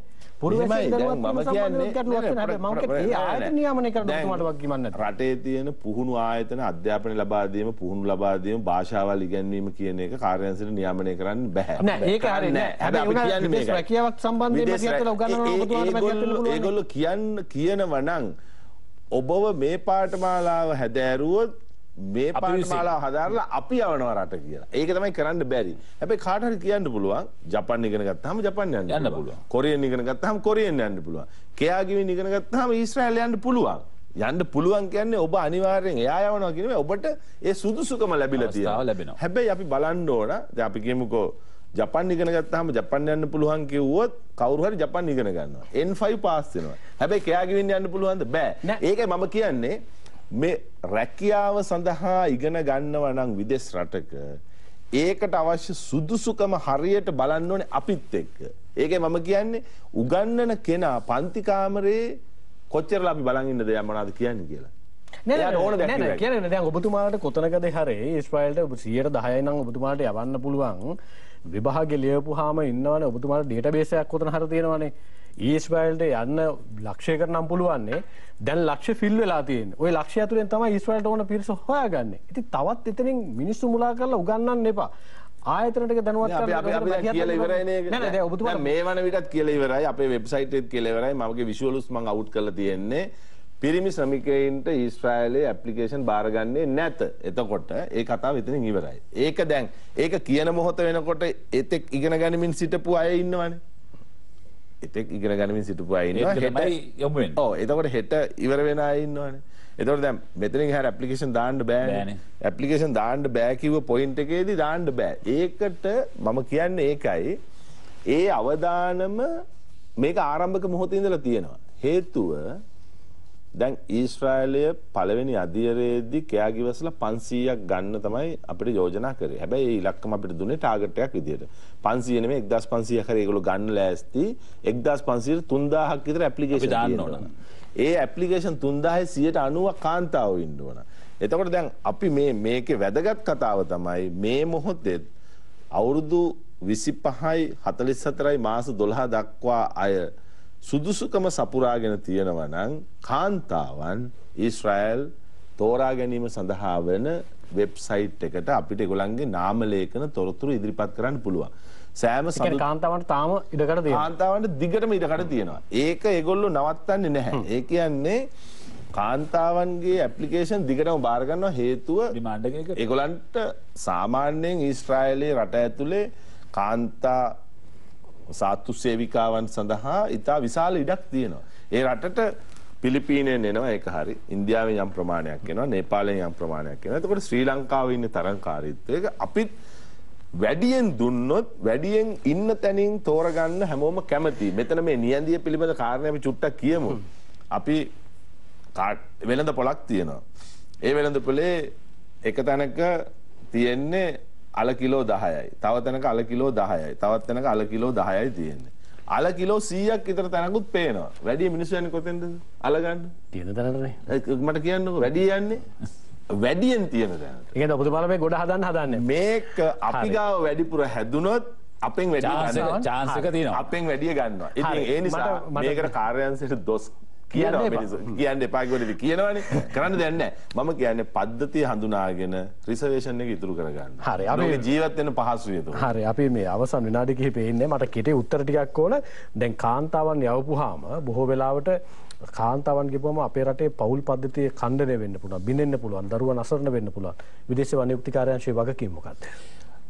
මුලින්ම ඔබතුමාට කියන්න අවශ්‍යයි කාන්තාවන් යැවීම සම්බන්ධව අපේ රටේ තියෙනවා නීති රීති යම් ප්‍රමාණයක්.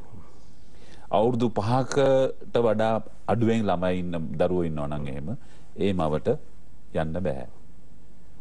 විදේශගත වෙන්න බෑ රැකියාවල වලට. එතකොට ඊට පස්සෙත් අවුරුදු 5කට වඩා වැඩිපුර ළමයි ඉන්නවා නම් එහෙම ඔවුන්ගේ රැකවරණය ඒගොල්ලෝ තහවුරු කරන්න ඕන.